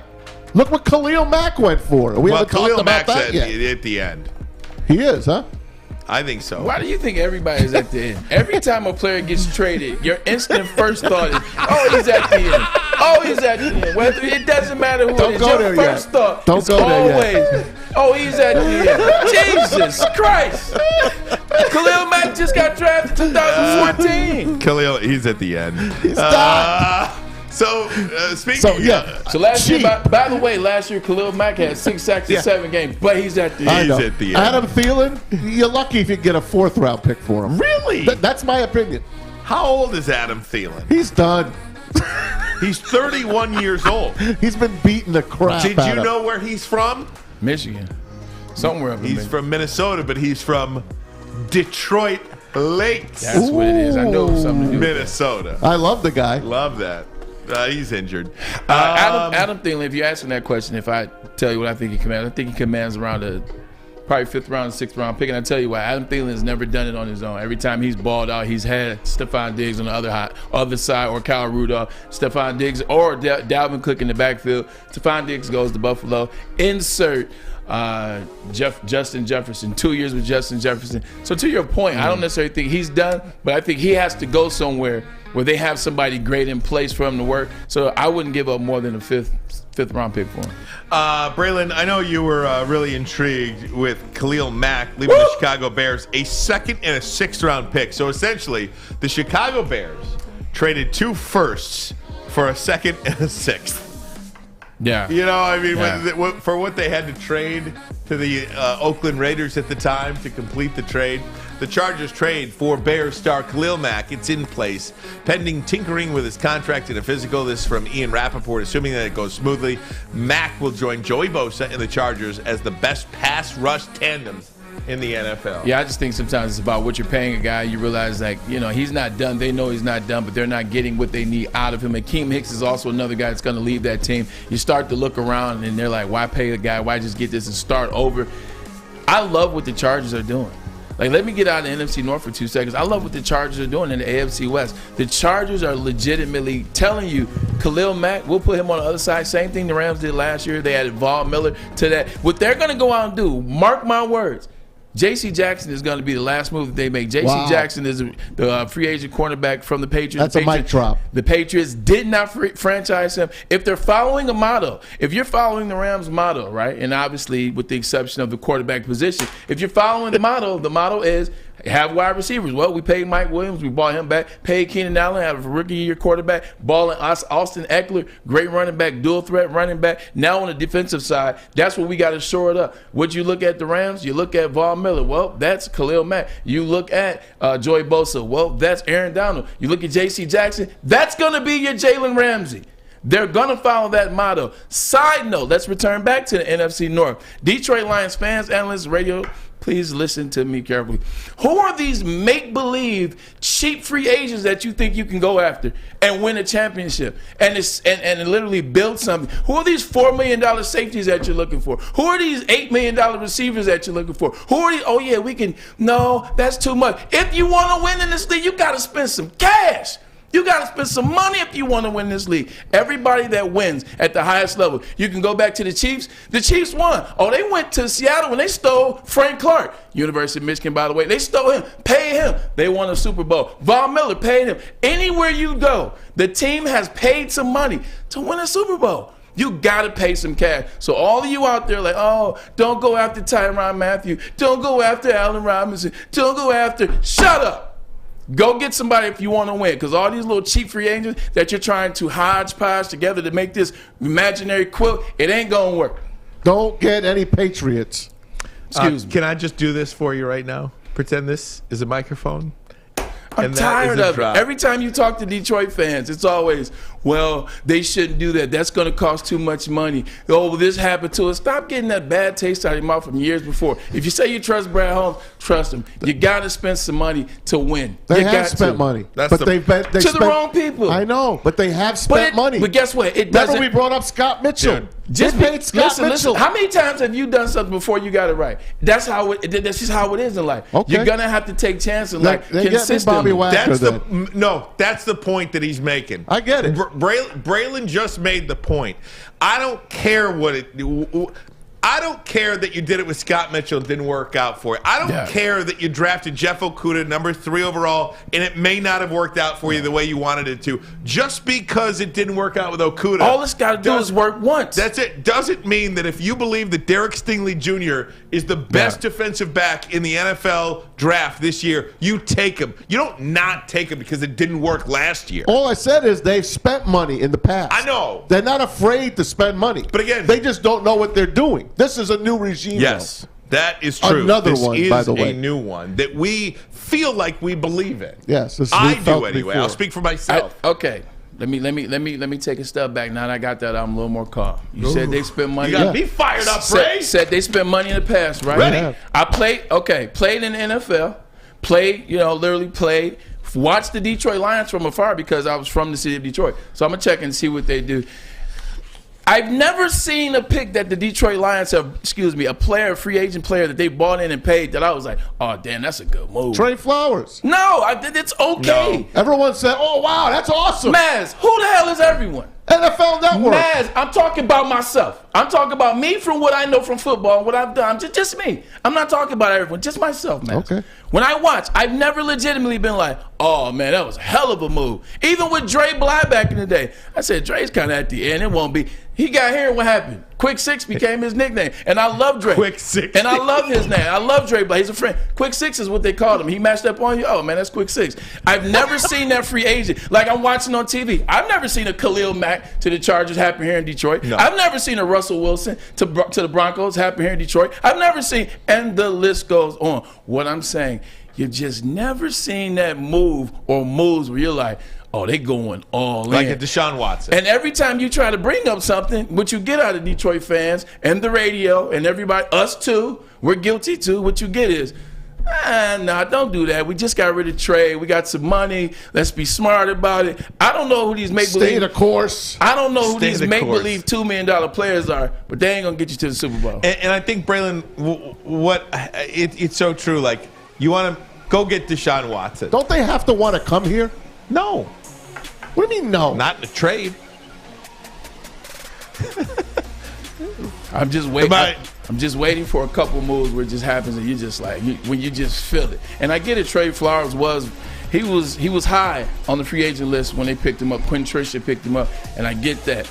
Outside of him, I just really haven't seen those moves happen. So, to all you people out there, just let them go break the bank, bring some guys in, because you still got the draft as well. You got to keep hitting it to her. How many times the Rams tried to get it right before they won the Super Bowl? How many times the Chiefs made moves until it worked? They brought in Tyrann Mathieu. They brought in Frank Clark. They brought in Sammy Watkins. The list goes on. How many times they do it before it worked?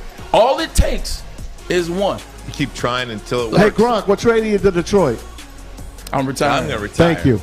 I feel you, but keep trying. Keep trying to get those guys. That one move deters you. Also, you got fine guys that aren't on. They have trade options. Guys can be like, you know what, veto trades. 5 guys that can't do that. Throw some money at them. Like I said yesterday with the presentation, when you sit guys down and they're coming to Allen Park, talk to them. Sell your team. Sell your team. Sell who you are. Sell what you think you want to be.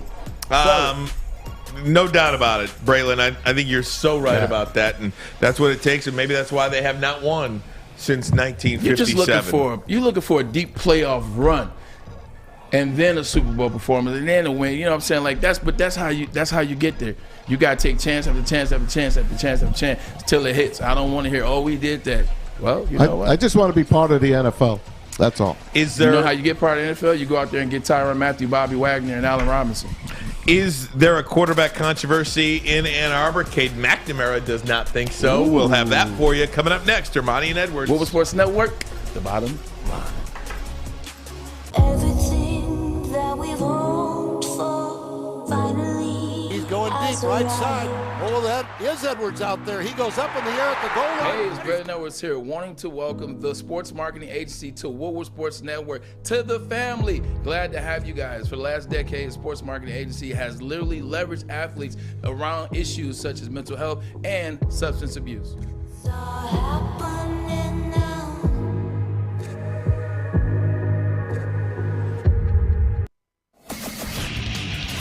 Get a shot up. This is for the win. All of Detroit's sports teams live on Woodward. All of Detroit's sports coverage lives on Woodward Sports. Driving the best in Detroit sports coverage. Citron is an aspirational lifestyle beverage brand with a line of sparkling flavored energy drinks. They are so good. Wake up every morning and have that turmeric and pineapple revitalizer shot, and guess what? It revitalizes my skin, my energy, and gives me the wherewithal to come on the show and hit these great points with my boy Ryan Armani and Tom Mazzume. Proud sponsors of the Detroit Pistons, as well as partners with the Red Wings, and only sold exclusively at LCA. If you're looking for premium ingredients, long-lasting energy, balanced hydration, essential vitamins, and great taste, then Citron is your choice. Buy online at CitronWorld.com with promo Red Wings 10. Save 10% with shipping included. Drink it, live it with Citron. Hey, gang, we're also doing our second qualifier today. We missed this yesterday, so we're going to do a second one today. Woodward Sports sending you to New Orleans for the college basketball finals. And again, we can't say what those 2 words are that begin with the letter F and F. That's where we are sending you, but legally we can't say that. So but we're not going to. But you know what it is. But you know what it is. It's when the last game of the year. Teams play basketball. Yes. So today, who's got a question? Maz, you got something? Braylon, you got anything today? Quick question. Sure, I got something. Okay. What So you do? Yeah, why Go not? ahead, have at it, buddy. All right. What are we arguing about with Dan Dickerson Everything. mostly? What did we argue with Dan Dickerson mostly about? What one rule change that some of us want to happen and some of us do not want to happen in baseball? It's one word. You could 2 words. 2 words or 1. Oh, yeah. You know, I guess so That's a we tough know one. what we're talking about, Or right? 3 words. Yeah, blank the blank. What? Blank the blank. What's blank the blank? The 3 words. Well, I don't know what that is. It's a rule. Oh, he's trying. Yeah. Okay, you might have come with a new question. I got it. Don't worry. No, Mark Ross got it. Mark Ross got it Was for it the sure. shift? The shift, The right? shift. Yeah, I was going to say ban the shift. That's I was going to say defensive shift. Okay. Okay. So Mark Ross is the answer. Yeah, Mark Ross got the answer, by the way. Mark Ross, you are today's qualifier. Go ahead and email Sam at ilovemarchmadness2022@gmail.com. ilovemarchmadness2022@gmail.com. Mark Ross, today's qualifier. Look at Parker James trying to get in again. Parker James, you can only do this once, by the way, and Sam is keeping track, so he knows. Don't be trying to put one on Sam, right, Sam? I don't hear you, but I know you're trying to talk. So I still don't hear. Do you guys hear him or no? No, I don't. No. Okay, good. We'll just move on. Sorry about that, Sam. Tried to do it. Mark Ross, I love March Madness 2022@gmail.com. Sam will get back to you. Just email him your name. He'll tell you what he needs, and then you go from there. Just wanted to get this up quickly about the Michigan Wolverines, and I love the confidence in Cade McNamara. Let me just say that. Right. When asked about a quarterback controversy, and this is the tweet from Angelique Shigalis. This is the quote. Love the quote. I mean, I'm a Big Ten championship winning starting quarterback, and that's how I see it. University of Michigan, Cade Cunningham, after practice Thursday, when asked if he sees himself as the starter, how does he see the competition playing out? God bless him. I love the confidence. I want my quarterback to be confident, cocky, somewhat like that. I got no problem with it. Cade McNamara is the man. No question about it. You said Cade Cunningham. Did I? Yes. Oh, Cade McNamara. I don't have any problem with he should be. This is a comment that I would expect from my starting quarterback. This is exactly what he did last year. Throughout the whole season last year, people tried to say JJ, and every turn, he blocked it. Every turn he won a game. He made a move. He did something to get them to be the Big Ten champions. Now, do I think JJ could be better next year? I think so. But with that being said, I love that this is him because you know what that means? It's going to be a surefire battle in training camp. We got the video too, but it's a little low. We'd have to punch it up. But you want to play that video, Sawyer? No, we don't have it. It's not the audio's too low on it. Okay. Let me say this. Not only do I think J.J. McCarthy is better, I know he's better, and I fully anticipate J.J. McCarthy be the starting quarterback next year for the Michigan Wolverines if he's healthy. That offense is going to be so explosive next year.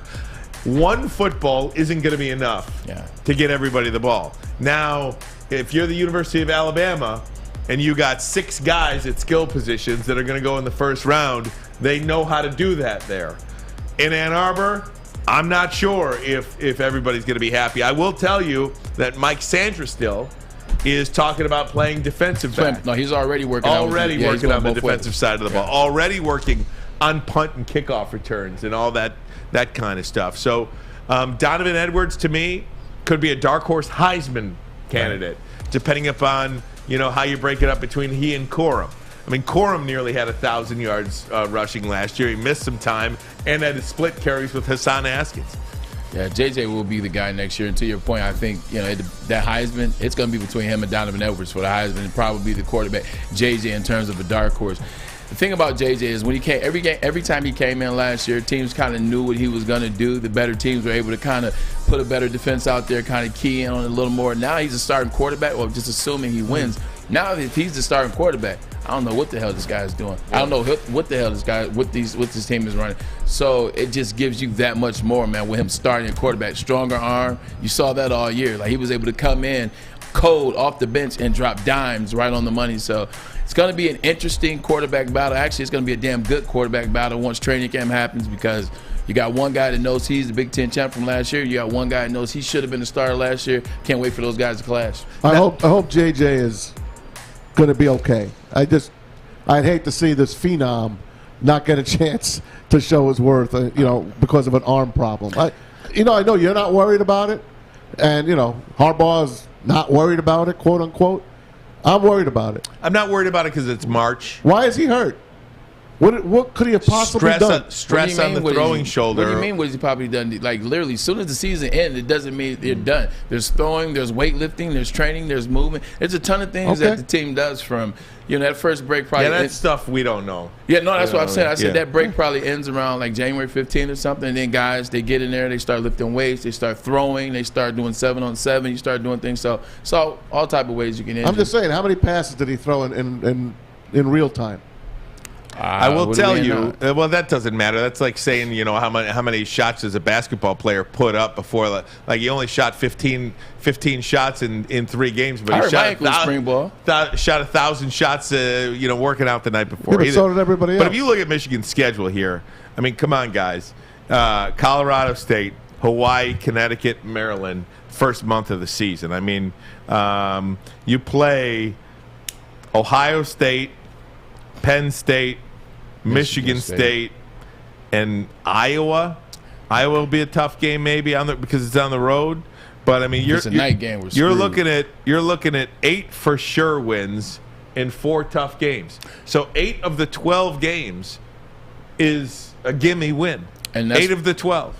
That was one of the big things with Harbaugh taking so long in terms of trying to make the decision. Was he going to go to the NFL? Was he going to stay? And when he came back, that's one of the big things. I didn't necessarily worry about him coming back so long and delaying that process because I looked at that schedule and I knew that schedule was very weak early on. So I knew they had plenty of time to get into a rhythmic cadence. So I agree with you on that schedule. It works for the Red Wings. It works for the Wolverines. No doubt about it. Braylon, I want to hit you with a little basketball because last night was a big rivalry night in the NBA. It was. KD proved that he was the best player on the floor. KD is the best player in the universe.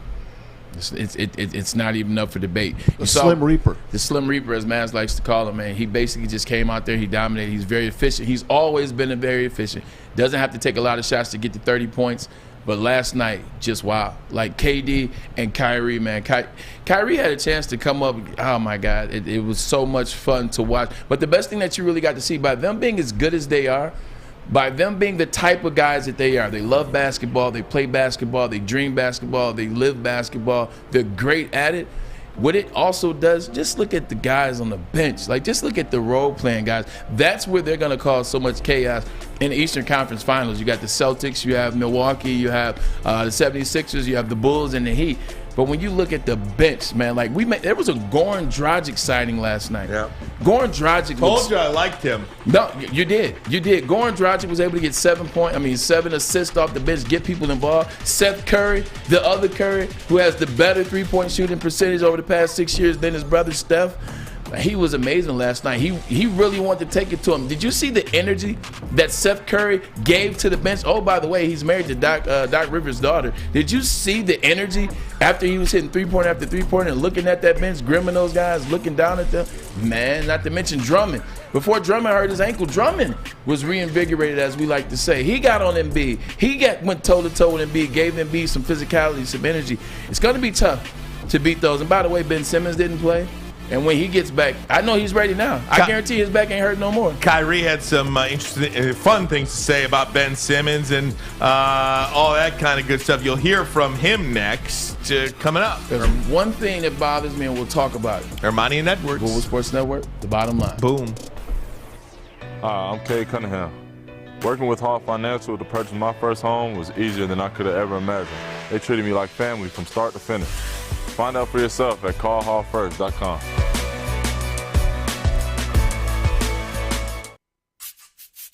You don't have to go to the beach, man. You don't have to get your butt crack full of sand. You just need a little chili peppers, man, to get that glowing beach chili peppers tan. Woo! With 26 locations in the Metro Detroit area and more coming, Chili Peppers Tanning is where you'll find the cleanest salons in the D. Join the Pepper Club for the best deals on unlimited tanning. Head to chilipepperstanning.com. You just need a little chili peppers, man. Your Detroit alternative to the normal sports blah, blah, blah. It's Woodward Sports. Hey, gang, I want to tell you about Guardian Alarm. They're your local security experts, have been for over 90 years. You see that black and yellow sign out in front of your house. It tells the bad guys one thing. It says stay out. That's right, Guardian Alarm. A good defense on and off the field for your home or your business. You get 24/7 local monitoring. Convenient features that let you check in on your home or your business, control your lights, your temperatures, even gonna let you lock and unlock your doors. All you have to call is this number, 1-800-STAY-OUT. 1-800-STAY-OUT. Call them today. Tell them Woodward Sports sent you. Guardian Alarm, your local security experts. That's right. Armani and Edwards, bottom line. Last night, the Nets rolled the Philadelphia Sixers in the city of brotherly love, 129-100. Kevin Durant proved that he was the best player on the floor. 25 points, 14 rebounds, 11 points for James Harden. Before I get into the game, quick question for you, Braylon. Last night, there was... It was on social media. James Harden has a crappy game. They get smacked. He's out laughing and drinking and partying not drinking. I shouldn't say that. He's out laughing and dancing at the club. Right. Is it like, do players understand how tone deaf that is, especially in a city like Philadelphia, that just they love their sports teams there. Right. And they probably went home last night and just were so mad, didn't even want to get up, didn't want to talk to their wives, didn't want to talk to the kids. Get away from me, scram you kids. Went to Gino's, got a Philly cheesesteak to drown their sorrows. Yep. They don't want to see it's kind of like the OBJ on the boat thing. You just don't want to see it. Yeah, but to that I say to the fans, like, who the hell are you to tell me what I'm supposed to do? Like, at the end of the day, was everybody hooping and hollering when James Harden got to Philly and won game 1, game 2, game 3, game 4, game 5, and then the Philadelphia 76ers looked amazing, and then the Philadelphia Sixers moved into second place, then they looked like the favorite. They're still the favorites right now because you don't know what's going to happen with Ben Simmons. It's a one-game experience. Now, yes, that one game meant a lot, but it's one game. So what if I want to go out and blow off some steam? And what does that mean? What does that mean? Yeah, no, I don't disagree with you. The older I get, the more I don't disagree with you.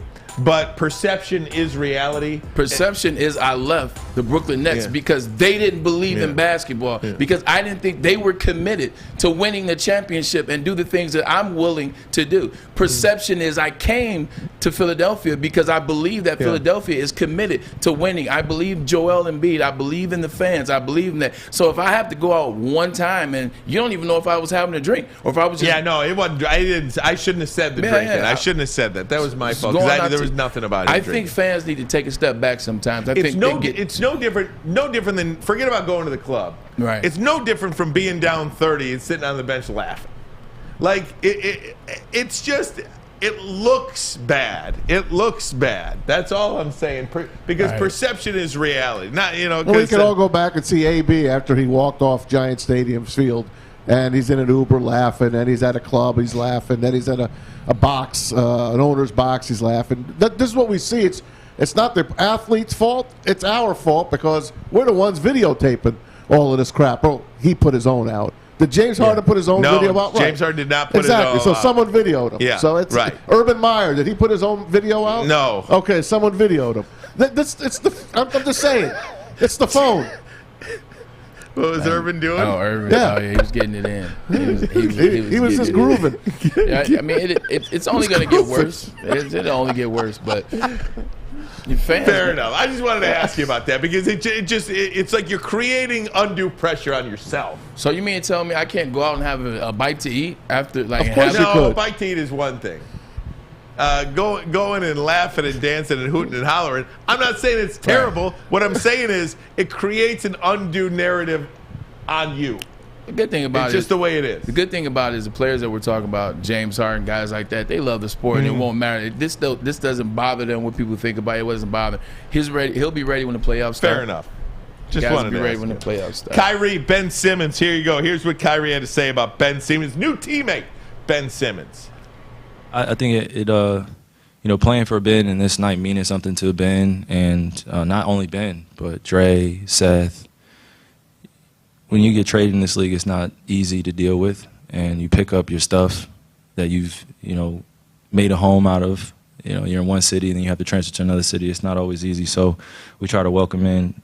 We've tried to welcome them in with open arms. So when we played tonight, we definitely felt like Ben was on our heart. He was on. You could see it. He was wearing it, and we just wanted to go out there and play for him and play well. But again, it's not an individual thing for us. We all felt it. We're all there. We all deal it. If you come at Ben, you come at us. If you come at anyone else on our team, you come at all of us, and that's the mentality. And I love that. What he said is true. As soon as guys get traded, when I got traded to the New York Jets, it was some speculation about it because the situation happened outside of a nightclub, blah, blah, blah. And, it looked like Mangini traded me because I was a distraction to the team. When I got to the New York Jets, that wasn't the case. The New York Jets they welcomed me with open arms.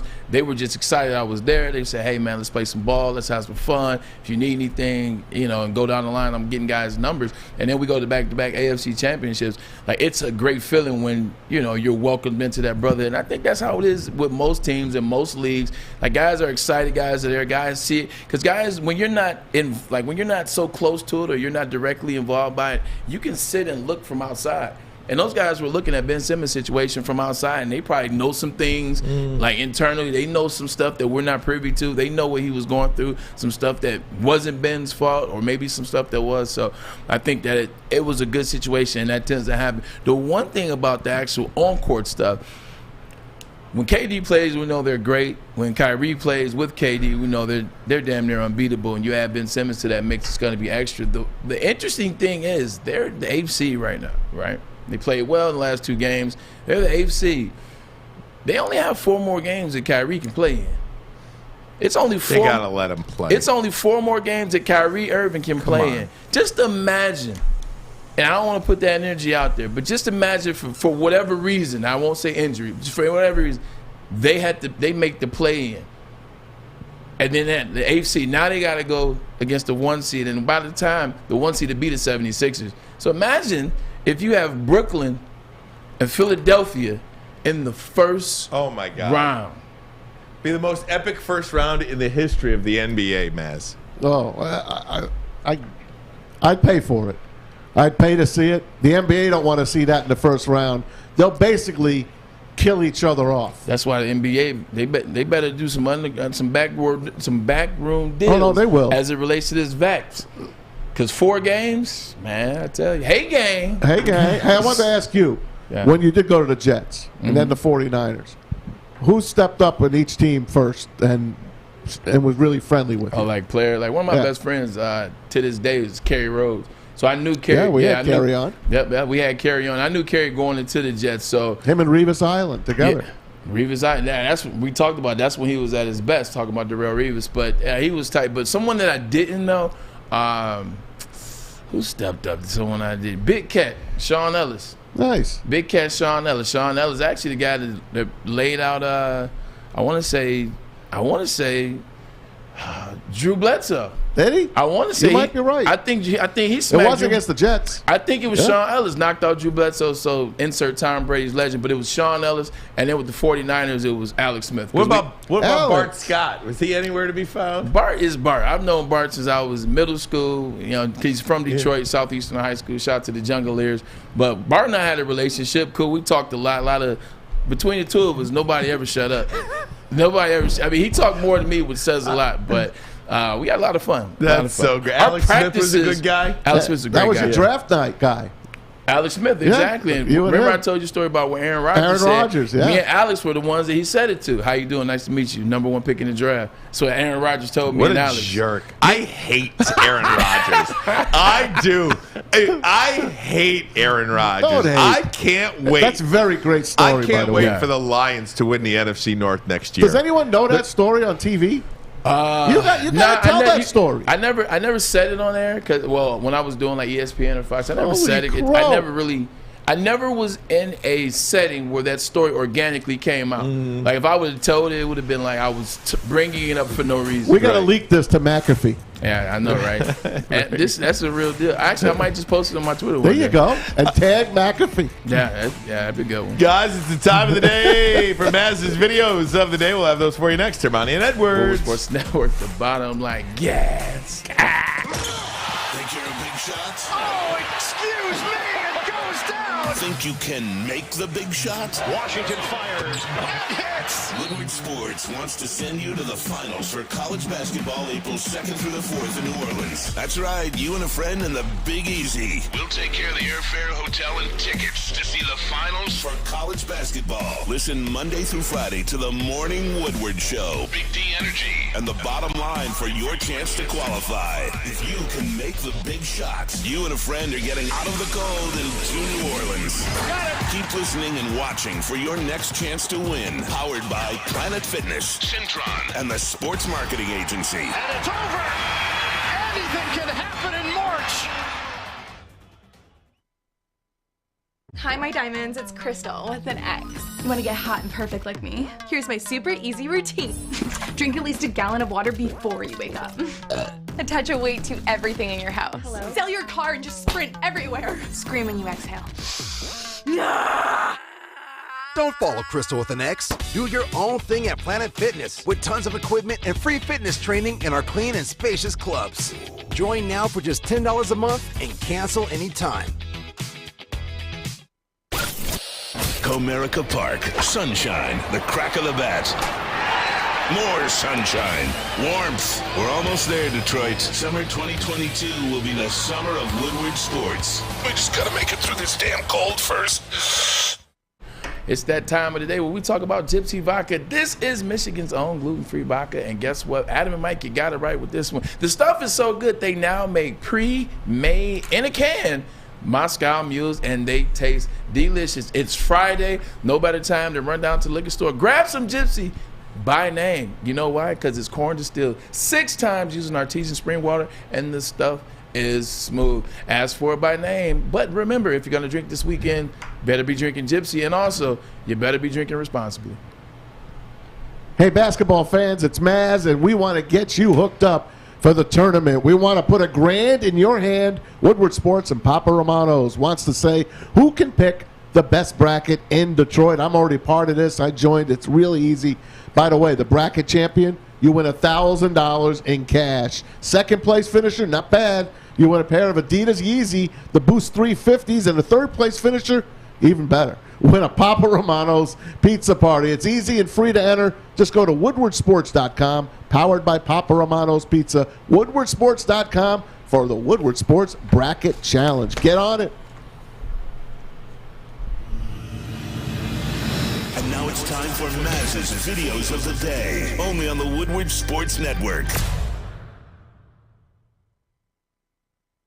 Hey, here we go. Final segment of the week. It's the time of the day we like to play Maz's Videos of the Day. I get two intros. You're the man. I get the pro intro, and then I get the you guys intro. By the way, we were the pro intro. This isn't a video. This is a tweet. I want you to look at what Lincoln Riley just bought himself. And Ryan, can you help me out with this? Why did he leave Norman, Oklahoma again? Why did he leave? 13,000 square feet, 7 bedrooms, 12 bathrooms, 5-car garage, elevator, 7 fireplaces, movie theater, tennis court, putting green, sauna, steam room, 600 bottle wine room, and a guest house, all for a cool $17.2 million.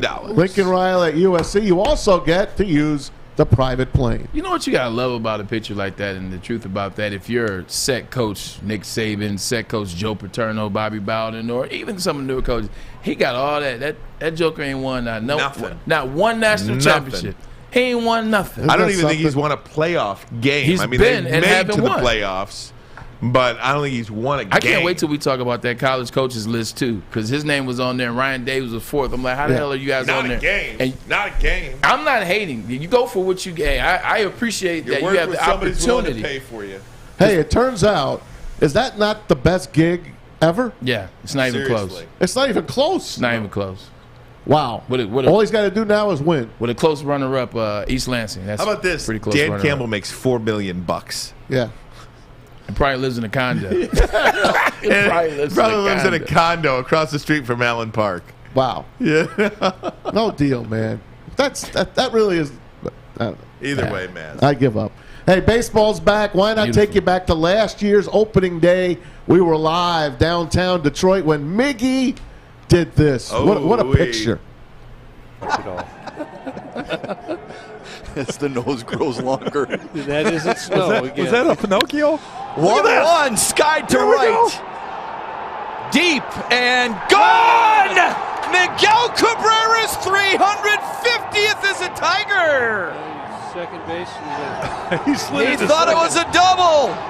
How about that? That's awesome. On opening day Look in at the confetti. snow-filled stadium. Confetti. Oh my gosh. The outfielder Miggy couldn't see it. He slid into second. We've got a whiteout. Boy. What is it going to look like? What a picture. Who said? I think it'd be okay at April 8th. I think April 8th is going to be a good one. What is March 31st is bad. What is it going to look like, man, when he hits 3,000? It's going to be awesome. He's going to do it in April, too. I know, do it yeah. in April. You think? Yeah, I mean, 13 hits. What does he need? 13, 15 No. hits? He won't do it in April. He'll do it in May. He's 47. 47 hits. By the way, we need a couple of more likes to get to 100. I haven't been asking for likes. Oh, God. We got to get that. Oh, my God. Just please Just give me to 100? 100. Oh, for crying thank out you, everybody on YouTube. Hey, let's take you to last night. It's the Warriors and the Nuggets. It's in Denver. This young Nuggets fan. Oh, yeah, Well, she this is happens to great. live in Denver, but she's a Warriors fan. She's a Steph Curry fan. The last time the Nuggets played the Warriors, Steph could not play, and this kid was devastated. Look at last night's game and look at her reaction. I'm sorry about Monday, but we made it up, right? Oh my goodness, oh my goodness. Hope you have a good time today, right? Thank you. I'm so glad that you love basketball. You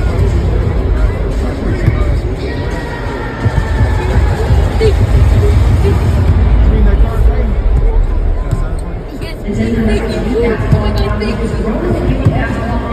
Hey, Bray, this guy, he doesn't do this. He doesn't do this for the cameras. Yeah, I don't think most of us, you know what I'm saying, do it for the cameras, man. Like, I think most of it's genuine, but some players are over the top. Like, where you just feel it in their bones, and this is one of them. Like, Steph's one of those guys, man. Like, he just loves making kids, Steph Curry. people. He makes everybody happy, man. He love walks by his faith. He's very religious, man, and you see it. He walks by faith, not by sight, and he's great. Absolutely Great love guy. him. He's the best. My all-time Yeah. favorite Love it. basketball player. Yes. 11 years ago, let's take you to college basketball, and Kemba Walker's coming out party. Oh, UConn. Oh, wow. God. He's going to take the last shot. I went into my step back, and from that point on, I mean, you've seen it. Got a mismatch. Walker on McGee with 4. Kemba Walker, step back. Walker, cardiac Kemba does it again. Stuck it. UConn wins at the buzzer. Made the dude fall, and when he went in, man, went crazy. Oh, man. It's great. That's so good. He was a monster, man. Talk about injuries, man. He was so good, man. And I love Jim Calhoun. You love seeing the coach get carried away like that. It's phenomenal. Last night, if you missed it, Red Wings and the Wild. It was very wild. They lose in overtime. They're losing a shootout. Terrible. But here's the deal. 5 How about goals this again. fight? Sawyer, put up this fight. Wings and the Wild. Look at it. Action continues, and with that, the horn will sound, and we will say hello.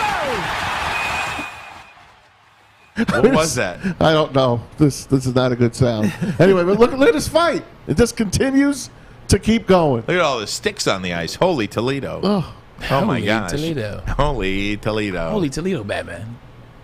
The Looking Wings good. and the Wild waiting just for fighting it out Waiting to at see what happened Little to Lucas Caesars Raymond. Arena. Is that it over there? What's happening to Lucas Raymond? Yep. Is that it? Yep. When they were fighting over there, meanwhile Lucas Raymond is bleeding on the ice. He's getting waxed. Hey guys, you know what I'm doing right now? Actually, Not watching my videos. No, I'm not. Side Because go ahead. No, this is just about the Red Wings. Side note, you were talking about Jeff Blasher the other day. They might need to do something about Jeff Blasher. I was looking at their last 10 losses. They've literally given up 7.5 goals or more in their last 10 games. That's their effort. last 10 losses. That's not NHL hockey. No, that's Maybe not. he should get in the net. That's not That's effort. To be honest. So what were you doing? Not Here's what paying I was attention doing. to my videos. So Miguel Cabrera is 13 hits away from 3,000. Oh, I thought it was 47. You've got the schedule now. You try to guess which game he's going to do that. So they play 15 of the first 18. Wait, 1, 2, 3, 4, 5, 6, 7, 8, 9. They play 12 of the first 15 games at home. Oh, wow. So they play 12 of 15 at home. I mean, and then they go on the road to finish the month out. I mean, 13 hits in 14, 15 You got the teams in front of you? Yeah. Who's home? White Sox? The White Sox for 3, Red Sox for 3. Ooh. So 6 at home. Tough there. Then 3 on the road in Kansas City. Okay. Okay. Then here you go. 3 against the Yankees. 3 against the Rockies. So 12 of the first 15 at home. And then you go at Minnesota for 3, at the Dodgers for 3, and then you come home for the Pirates for 2. So, I mean, I think he's going to do it game 7, which is on the road. Because if he needs 13, you're talking about 7 games. He needs 13 hits. I think he does it game 7, which is the first of an away game instead.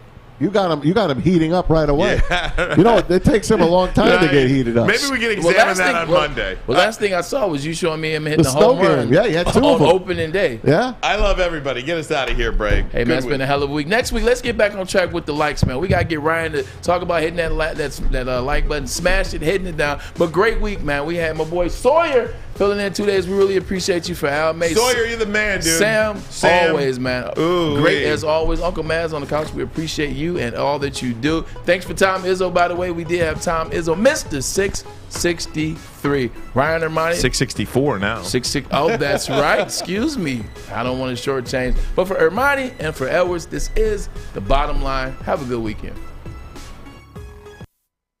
You see Hoover Street here. Officials say it's one of the most dangerous streets in all of Los Angeles. And now